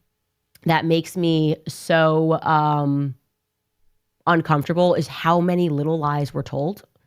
I think I've been clear about that. Like Seth Dillon definitively pressed Charlie at this event. Now, whether it was in a hypothetical, which it was in a hypothetical, but he got fired up in the hypothetical of Charlie discussing potentially tweeting something against Bibi Netanyahu, it did lead to this firecracker moment. Again, this is one of those things where I go, why am I always being held out to dry, like hung out to dry for telling people the truth? Especially when I wasn't going, oh, well, Seth Dillon killed Charlie Kirk. I just, like, this happened. It factually happened. And yet everybody's kind of putting out these weird statements and they're not being honest in them. And I was saying to them, that made me feel really weird. And I would love to know more about this Bibi Netanyahu offer to fund Turning Point to the next level. At which point, Erika said she was not aware of that happening. It is obviously totally possible that that was kept in the business lane of Turning Point USA. But I'm certain, I said, I am absolutely certain that I did not get this from an obscure source, that Bibi offered to fund Turning Point to the next level. And it was part of my frustration with that sit down with Alex Clark, where Andrew said, oh, there was not $150 million that's made up. You know, I told them, Andrew Colvett was my source. Andrew Colvett told me verbatim. Shit. She told them that Bibi Netanyahu offered to take Turning Point to the next level, and that Charlie turned that money down. I'm glad she stood her ground. So I said, there's a bit of a predicament when I'm being like lambasted by all of these voices and people that are attacking me and these paid campaigns. And when I say paid, yes, okay, actually have the names of people. Different ways they're being paid. Some are being paid by PR firms. Too many are being paid by Prager University, which is upsetting to me because I know Marissa and it's just dirty. But it's especially crazy when people are calling it a conspiracy when I share things that are told to me from the spokesperson of Turning Point USA. Okay, that's weird. And yes, they were forthcoming. Nobody's ever denied this. So this was not on our list of lies about the fact that Bibi Netanyahu did call him. Okay, that did happen. Bibi shared that, by the way. Our source for that could have just as well been Bibi Netanyahu. And not a lot of clarity on, I don't know, why some people think he didn't make this offer, and why definitively 3 different sources who would have knowledge of this confirmed to me that Bibi Netanyahu did indeed make this offer. I never said $150 million ever, not once on the show. I wouldn't have even said that, by the way. If you said take Turning Point to the next level, I actually would have assumed it was more. Right. Yeah. Honestly, that's me too. That's a hefty offer, and it leads to a lot of questions. So there was not a lot of clarity there. Lastly, I want to add, of course, I was locked in this meeting when people on live were another round of debunking the Egyptian planes. I want to be very clear. We discussed the Egyptian planes, and I have since worked on an incredible document about the Egyptian planes, which we are going to put up on our website, because I realized that when we shared that spreadsheet, people assumed that one of the columns, which was actually saying where the planes landed on that day, because it was plus or minus 3 days. I remember that spreadsheet. Was exactly where Erika had been on that day, and that was inaccurate. No, and so I for didn't clarity, get that. I had been working on the last week on turning it into She did a an good interactive job with timeline. that spreadsheet. I don't know why these people. Oh God. Well, I have to remember when I was running for Congress in 22, the 12th graders were graduating at an 8th grade, like reading and comprehension level. So don't get me started. That we can put up on our website, because I'm certain that these Egyptian planes are incredibly shady and that they were in fact tracking Turning Point USA faith broader events. Of course, Erika was at some of them, Charlie was at some of them, but it is the pattern here is undeniable. So let the naysayers and people make videos trying to, fifth round debunk these planes.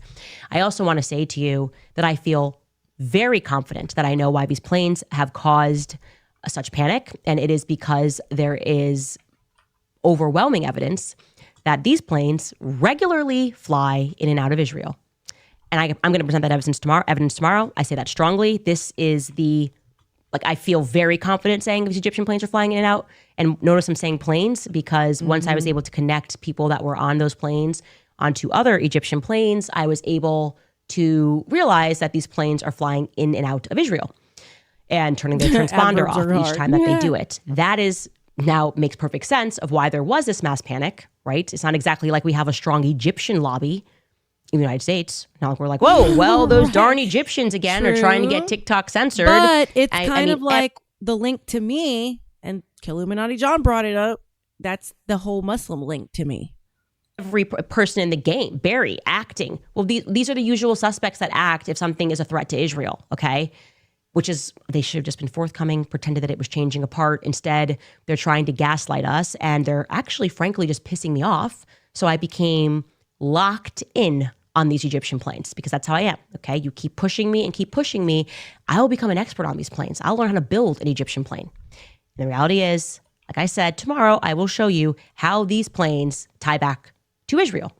And there's no disproving this. So more on that later. We'll be right back after throwing into some of our sponsors. All right, you guys, when they double down on abortion, we know that we have to double down on supporting life through our partnership. Y'all got me my intrigue peaked. Hang on a second. So Badger said, okay, John said that the frequency for the color blue is 666. I think I may have heard that before. Then Badger said, yes, thus the houses in Lahaina and LA didn't burn up by lasers. And I thought he was making a joke because lasers are red.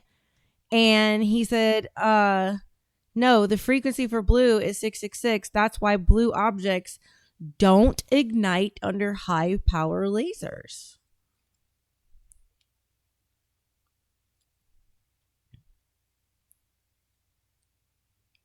There's something I'm putting together here in my head.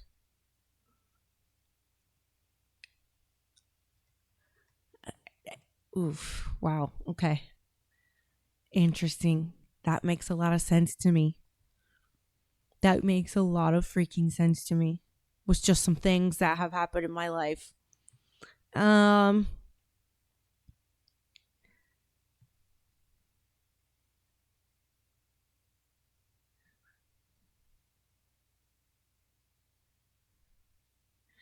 Interesting.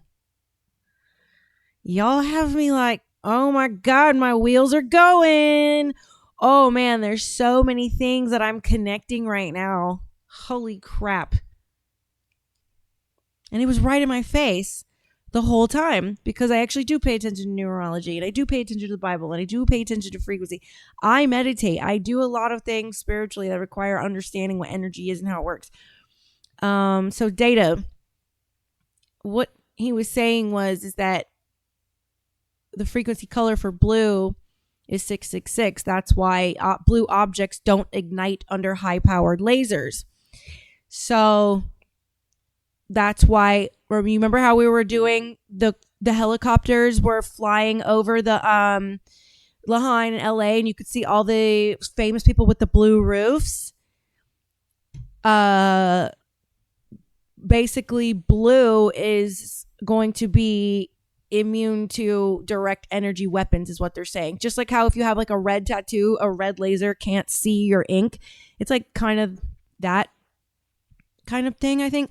But I think a blue tarp from Home Depot all over your yard would work, just a color. See, and y'all think witches are crazy. Witch is a derogatory word for people who are spiritually enlightened and spiritually connected and understand that in order to be close to God and know how to live in the world you're in, you need to understand a level of quantum. It's called metaphysics. And if you don't know what metaphysics are, please have fun. Do a little Google thing. Think about what the word meta means. Think about physics, how it applies to physics. So what is meta? Do I need to bring up a Google search and go to our browser and do a search? Define meta. Referring to the self and hold on. God, my eyes, you guys are so bad. Now it's wanting to explain an enterprise. But yes, so referring to itself or the conventions of its genre. And then you go down to denoting a change of position or condition, denoting position behind, after, or beyond, denoting something of a higher second order kind, denoting, these definitions have changed over time because this is Google, of course, and these are very soft definitions that really don't want you to be led into the rabbit hole of consciousness. But yeah, anyhow, exactly. So John says it's a spiritual war, so learn how to operate in the spirit. And this is why they made what they call witchcraft akin to being demonic. And it's so not. These people are naturally very hard to deprogram away from their natural environment. They're very connected. God made you from the earth. The earth is made of stardust. You are part of the stars. You are a part of it all. Guys, it's so beautiful. Like learning the truth and learning what Jesus was really saying. And when you actually have to study like all of this agendas and greed and power and influence over the Bible. But it's when you pray for clarity, connection becomes, it's like a level up when you pray for clarity. It's it's hard to put into words sometimes. It really is. People think you're crazy when you talk about this stuff. All right, let's skip the ad.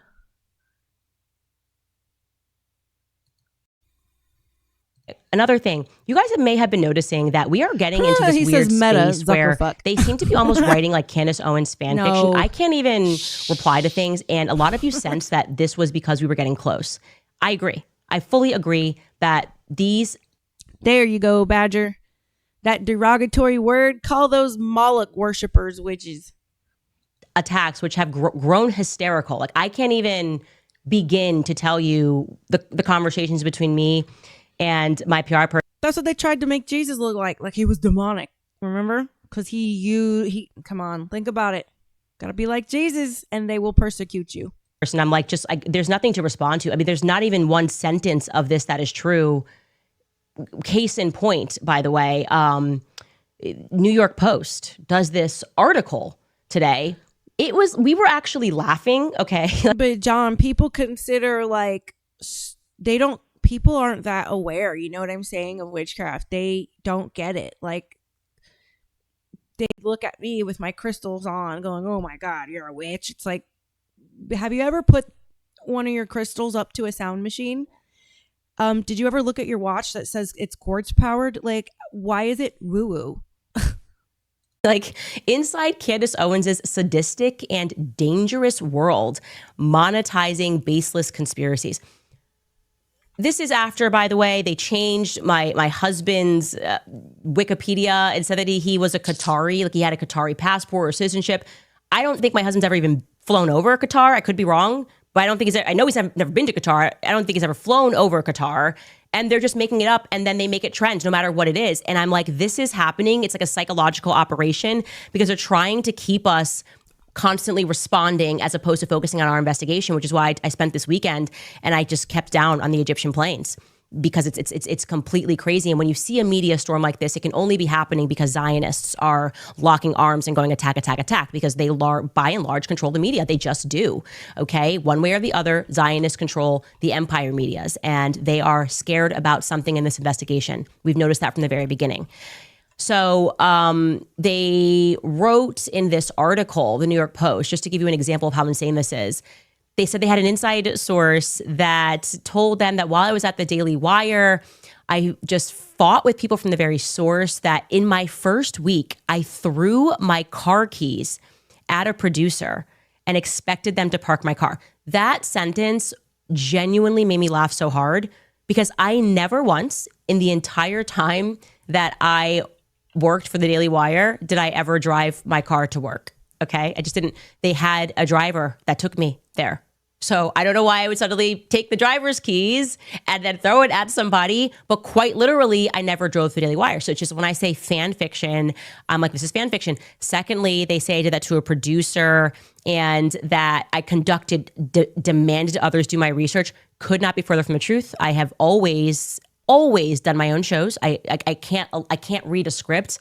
I riff my shows. I think that's pretty obvious. Thank you, that Reg. I demanded a huge studio, attempted to use their PR firm to get the cover of People magazine. I had no energy to style him today, to do anything to my face. I drug myself here for you guys.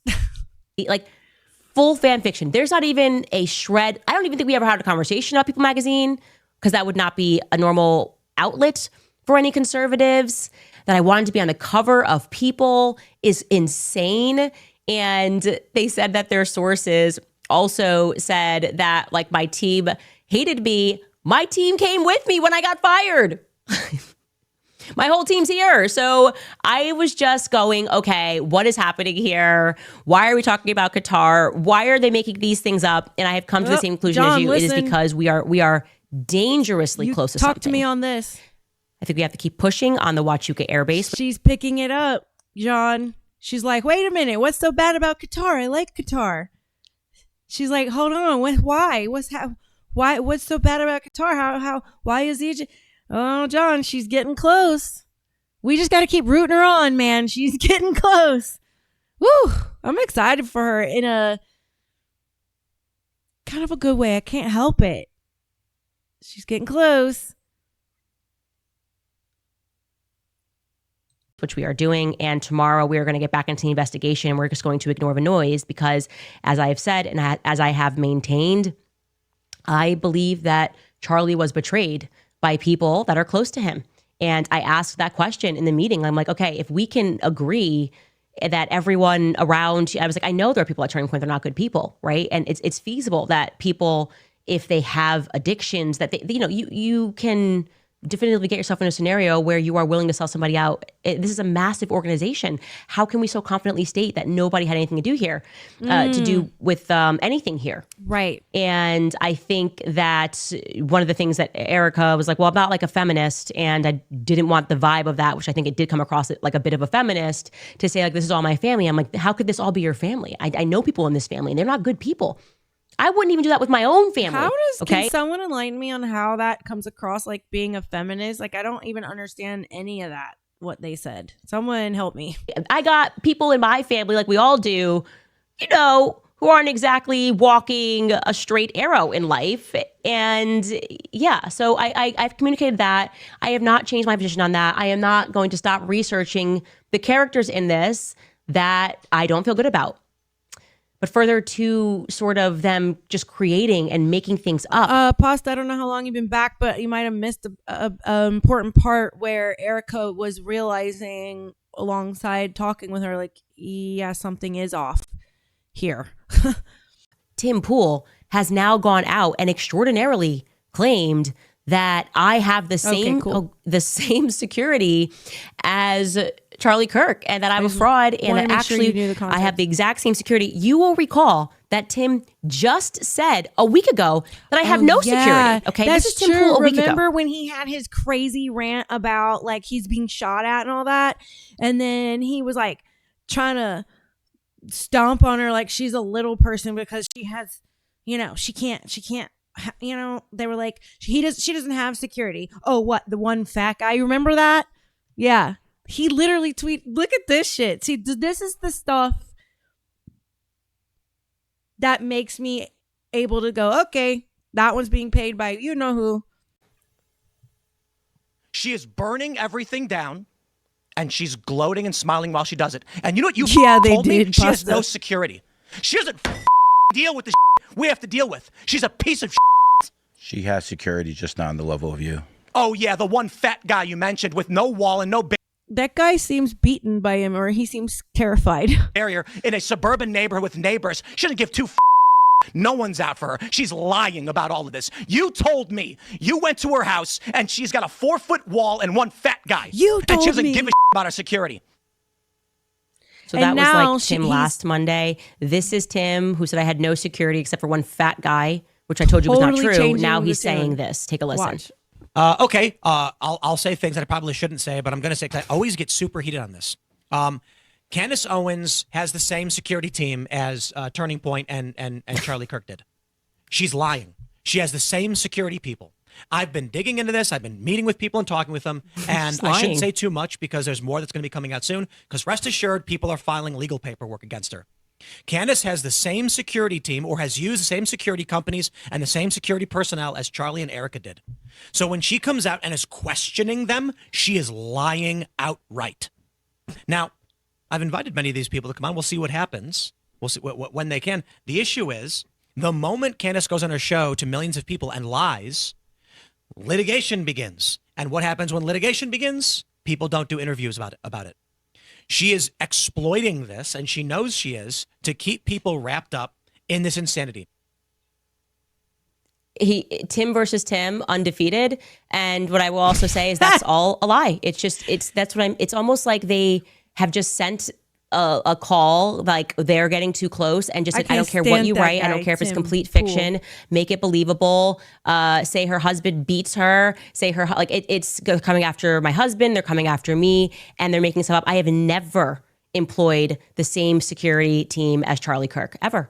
We went our separate ways early. Actually, there was it's obviously been publicized before he had Schaefer Security, and Schaefer Security, which was run by Greg Schaefer, who has issued a public statement. They had Dan Flood and Brian Harpool working for them initially. I told Charlie I did not like the security apparatus. I got my own security separate from Charlie from the very beginning. Because the reason why, Frank, we've just been reviewing the video is because now she feels like a little bit energetic because she was able to show Erika, like, do you see all the stuff that your people are not aware of? And they admitted to things that they weren't aware of. They were like, oh my God, all we have is what they told y'all. And one of the biggest things that got Erika's attention was the fact that her attorneys told Candace, Candace told her attorneys that no one has interviewed the guy that has the shooter on camera. The one guy that has the shooter on camera. And her attorneys were utterly like, what? So that's kind of a key moment, which I would highly suggest if you haven't seen this to watch this. Okay. That's a fact. It just is a fact. There's no way to undo that fact. Trying to do this strategy of you're going to get sued, it's just threatening somebody. If there was any truth to that, you can't just file legal paperwork. You have to send a cease and desist. You have to say, something you said on your show was untrue. Which I've had other shows in the past. And yeah, you have to send a cease and desist letter first. Can you please correct this? Okay. And if I ignore that, as I did with Brigitte, because I told the truth, as I did with Kim Clasey, because I told the truth, then you have the grounds to file something. We have received no cease and desist from Charlie's security whatsoever. Over what? I mean, the audacity that you're filing a lawsuit and someone got murdered on your watch because I accurately said that the Brian Harpole, the message he showed belonged to Dan Flood. It did. And that they didn't do a walkthrough on that day. Okay, so they don't worry didn't. about it, girl. Like, and if something I'm getting wrong and you'd like to show me that actually you did, send it over. We're only interested in getting to the truth. Because he's and we're a not coward. getting it. That dude, Brian Harpole, gives me no alpha dude energy. He seems soft. And you know what I mean by soft. And I think that was a coward move to just go file a lawsuit to try to scare her into shutting up about you. Because if you know Candace, she's going to tell everybody what just happened. She's going to talk about it more. So he should have called her and been a man about it and said, excuse me, why are you talking about me? I think what he did was ridiculous. I would be offended at that.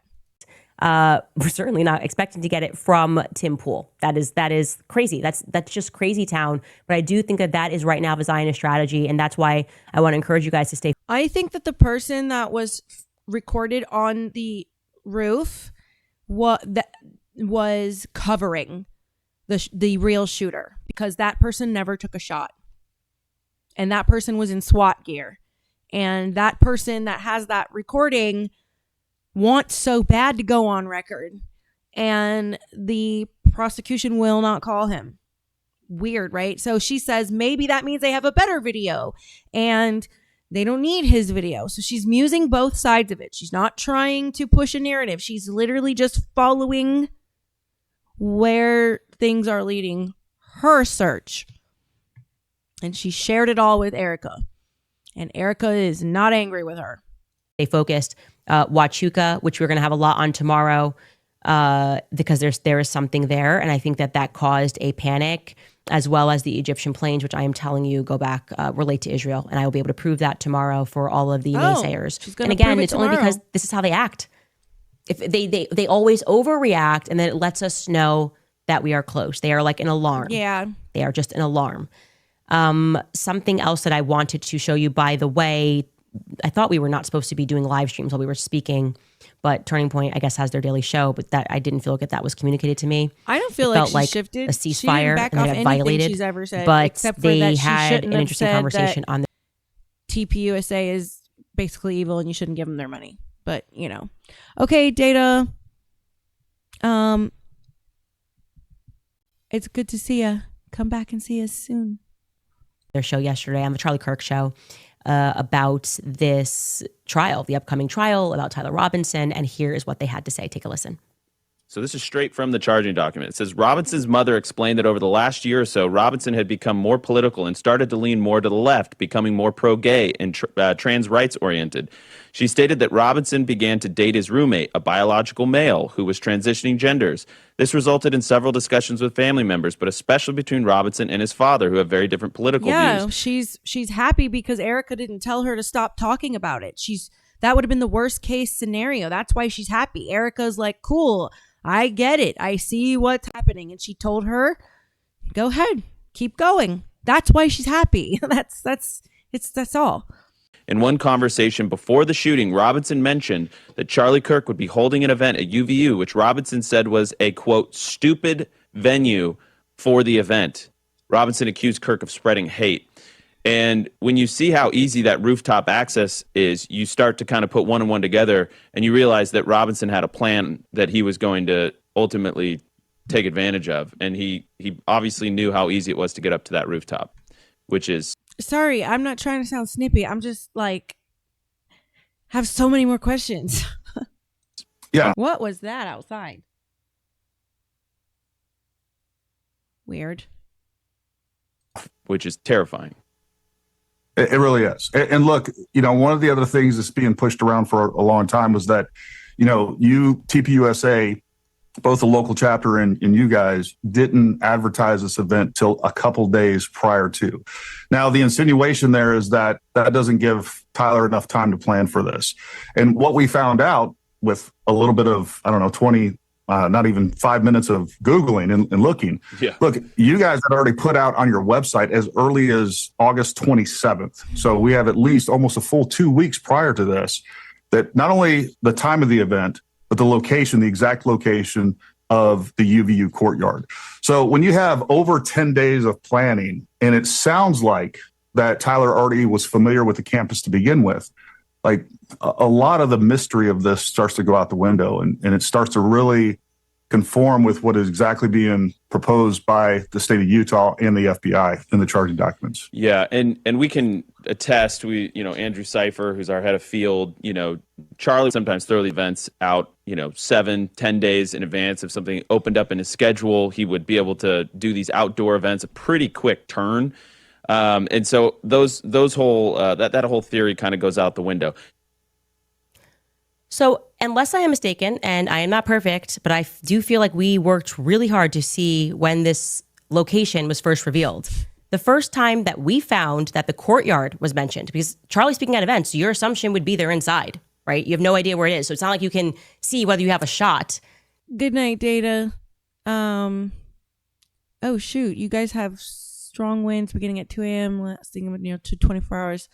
Okay, stay safe. That's crazy. To the courtyard, unless you know Charlie's speaking in the courtyard. The earliest that we found that was on September 2nd.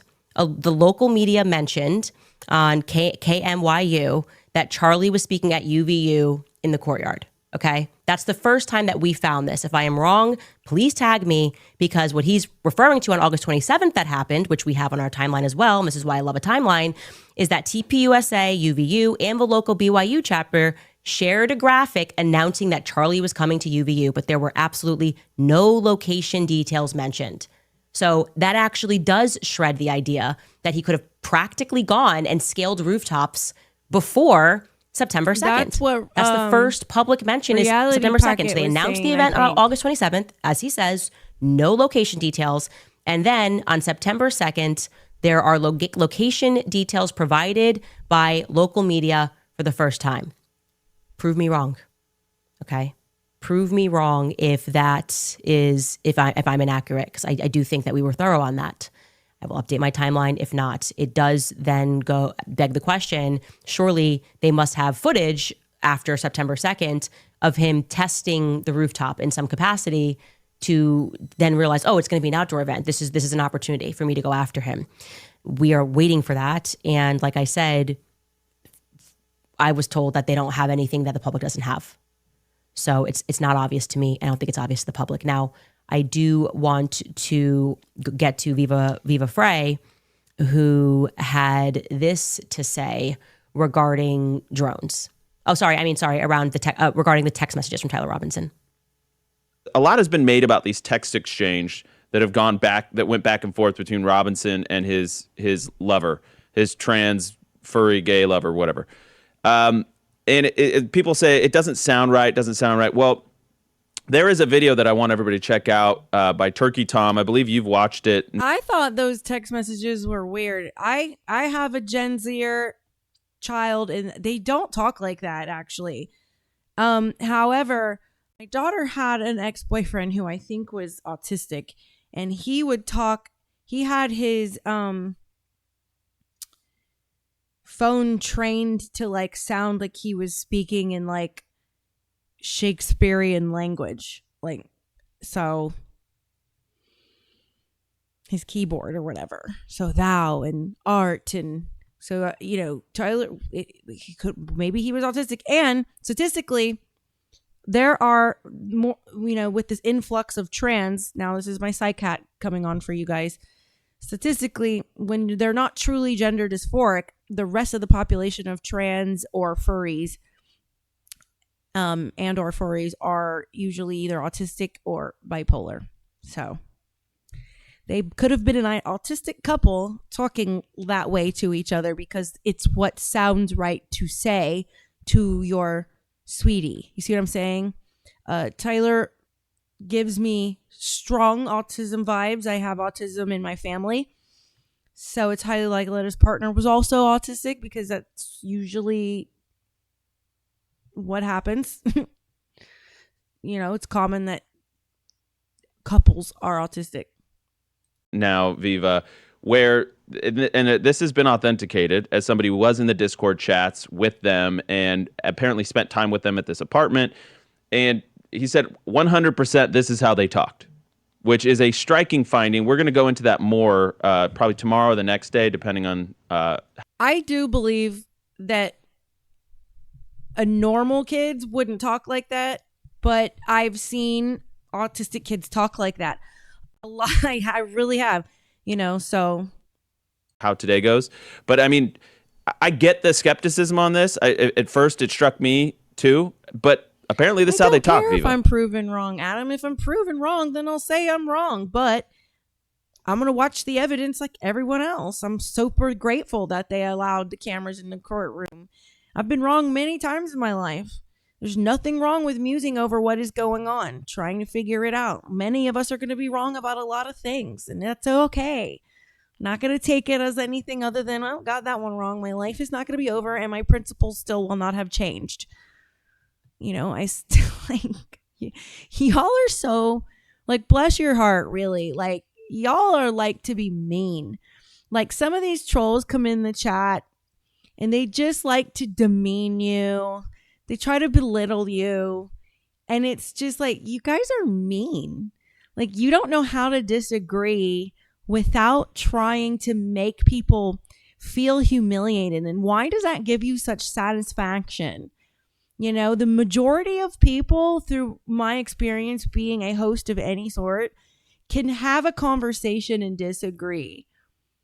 But this launching into this very you're just as convicted as anybody else on the other side. So we could say the same for you. You could also be proven to be very wrong, but no one's sitting here saying how sad that would be for you. We just hope that we all learn from this situation. You know what I'm saying?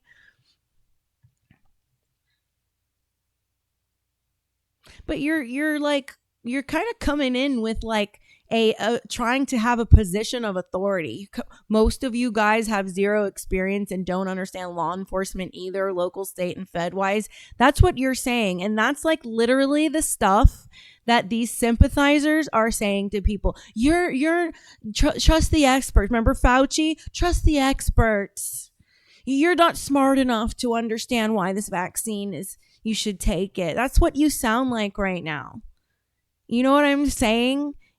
And if this is causing division, it's not unnecessary. Everything is by divine plan. When things like this happen, the cancers get uprooted and they get cleaned out. And it's not a horrible thing wanting, when you're being lied to, wanting to find the truth. It's actually a very healthy thing. It doesn't mean you won't be wrong along the way at any point.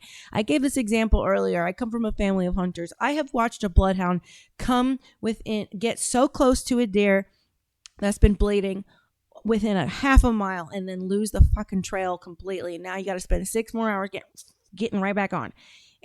Things happen. But to try to come in with a position of authority, you don't even understand who you're talking to. You're just jumping in, making mass assumptions, not even knowing what the conversation was before you get here. So you don't even know who's contributed to the conversation. And it's just sad that you guys are that there's this undercurrent of piousness that through the right, the pious zealots that come through and want to lord their morality over you and your intellect and your it's sick. Okay? Because Christianity to me is not doing that. I'll present facts, but I'm not about to sit here and dictate what you are capable of understanding. And if most people aren't capable of understanding how law enforcement works, that nullifies the jury process altogether, because by your logic, a jury would be no good because the average person may not understand how law works. And no, what we're relying on is your instincts, what you're able to put together as a group. We're relying on your life experience that you've gathered up to this point that you're sitting in a jury box to be able to look at a situation using everything you've experienced with a group of your peers, and you come to a conclusion as a group. What you're saying is, I read what you said. We can read it in the chat. So there's another thing you guys do. Anyway, moving on because it is late and I'm not about to fucking get wrapped up with that.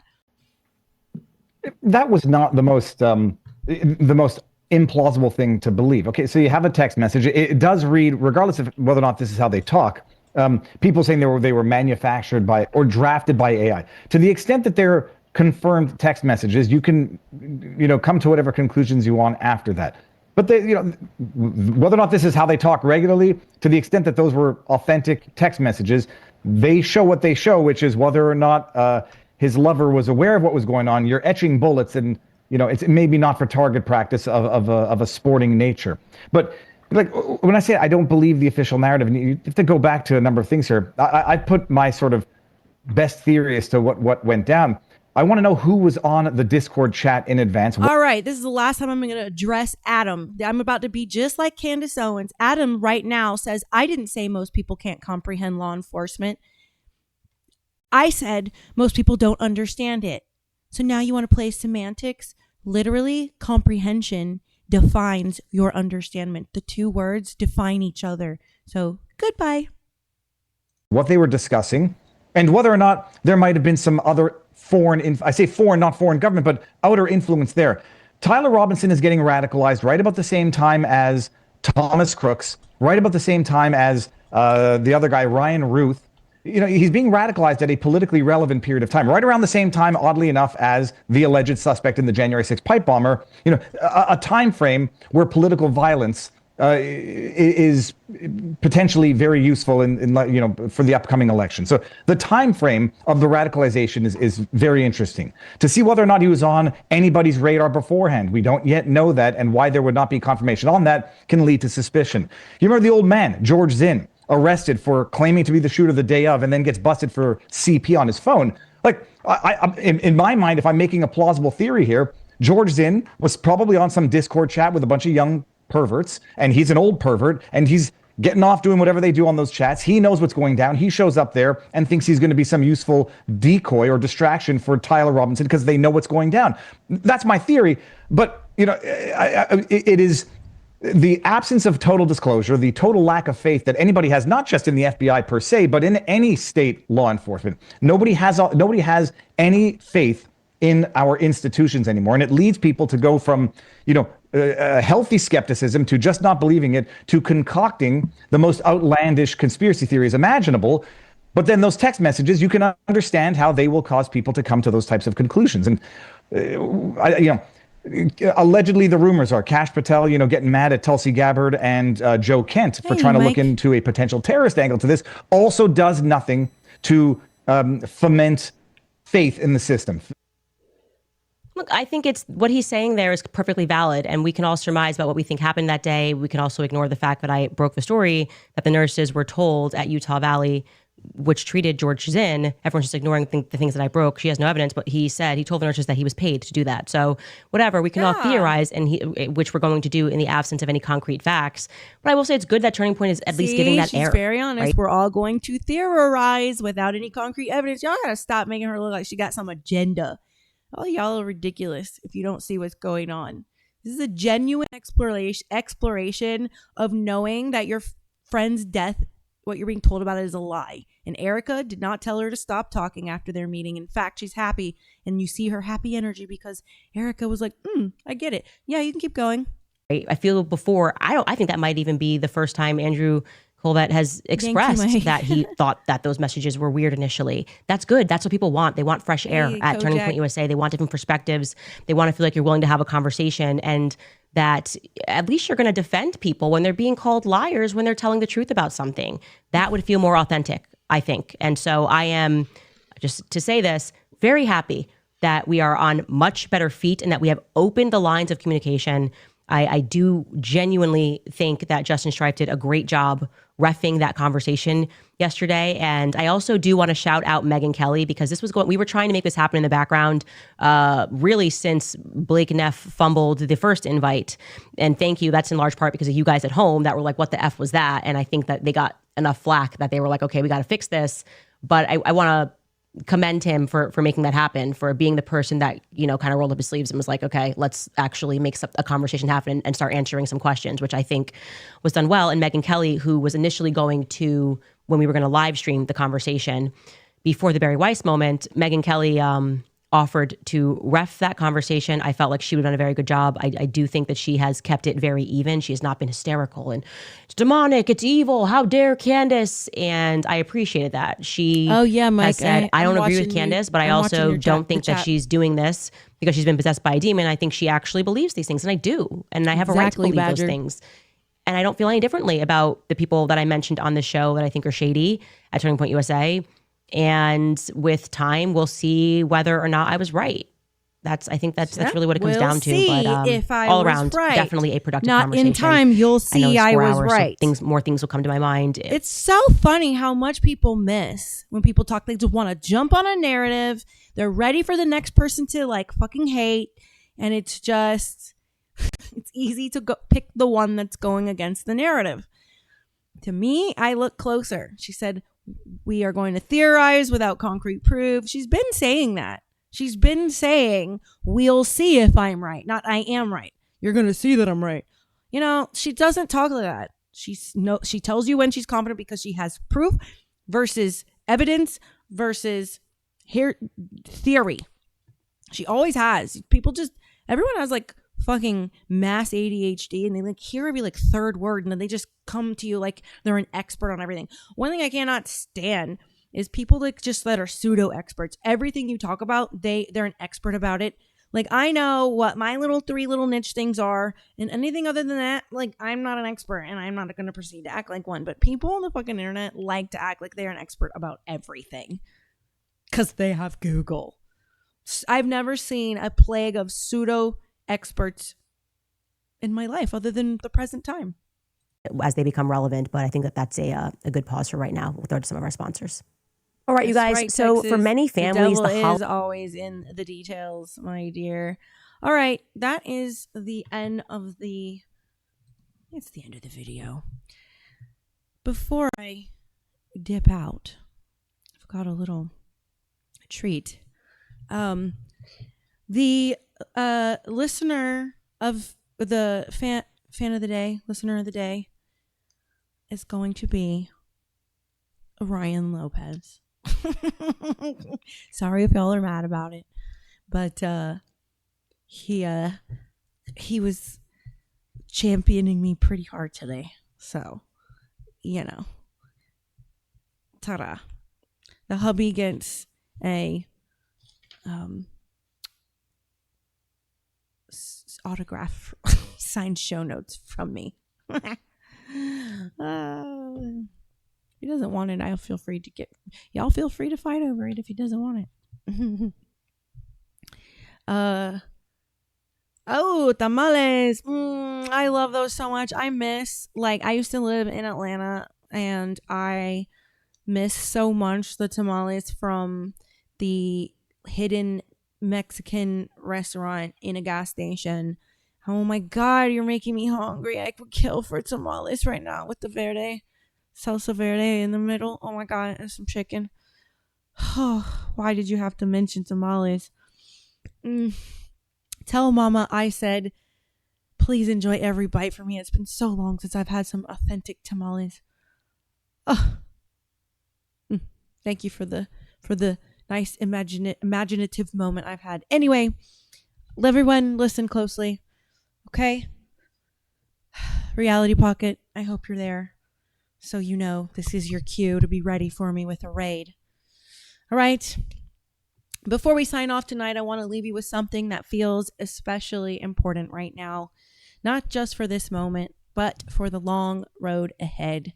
We're living in a time where disagreement has been mistaken for betrayal, where difference is treated like danger, where if your friend doesn't think exactly like you, vote exactly like you, believe exactly like you, the relationship is suddenly toxic. And that is not friendship. That is fragility dressed up as a virtue. A true friend is not someone who mirrors you. A true friend is someone who can sit across the table from you, disagree with you, and still choose you. You, excuse me. Oh. Oh. You do not have to agree on everything to love each other. You do not have to share the same politics, and you do not have to worship the same way or at all. You do not have to like the same people. You don't have to follow the same voices or land on the same conclusions. What you do need to do is respect, curiosity, and emotional maturity. Because real friendship is not built on constant agreement. It's built on trust. Trust that your friend's heart is good even when their opinions are different. Trust that disagreements are not an attack. Trust that love doesn't evaporate the moment a perspective diverges. Somewhere along the way, we were taught that being a good friend means co-signing every belief. But that's not loyalty. That's codependence. Loyalty doesn't say, I agree with you no matter what. Loyalty says, I see you, I respect you, and I'm not leaving you just because we see the world differently. You should be able to challenge your friends gently. You should be able to say, I don't see it that way, without fear of exile. You should be able to listen without preparing your rebuttal and speak without needing permission. And here's the key part, the part that saves relationships. You have to separate identity from ideology. Your friend is not their political party. Your friend is not their religion. Your friend is not their worst take on the internet. They are a whole human being shaped by experiences you may never fully understand. And if you want to preserve relationships in a divided world, you have to lead with this mindset. I care more about our connection than being right. That doesn't mean silencing yourself. It doesn't mean shrinking. It doesn't mean tolerating disrespect. It means choosing how you disagree, with humility instead of hostility, with listening instead of labeling, with love instead of leverage. And if a friendship cannot survive honest, disrespectful disagreement, then it was never rooted in friendship. It was rooted in sameness. True friends don't demand conformity. They offer space. They don't panic at difference. They lean into understanding. They don't require emotional obedience. They require honesty. So if you want to be a true friend, be strong enough to disagree and mature enough to stay. Be curious instead of combative. Be loyal without being blind. And remember, love is not proven by agreement. It's proven by presence. That's how we keep our relationships intact in a world designed to tear them apart. And that, my loves, is how you build friendships that actually last. So, Badger says I'm reporting Mr. Ryan for nepotism. All right, Reality Pocket. Thank you for coming through on this raid here. I'm trusting you that, this is a representation of me too, So, did I miss a slash? No, it's in there. Yeah. All right, I'm about to raid this other show. My light is going crazy. All right, send and confirm raid. Here they come. Da da da da. Here comes the raid on Rumble. All right. Insta. I will see you guys. Adam, you're funny. Truce, Adam. I just be look. I gotta look. I just what it is. I'm saucy. So, all right. I will talk to you guys later.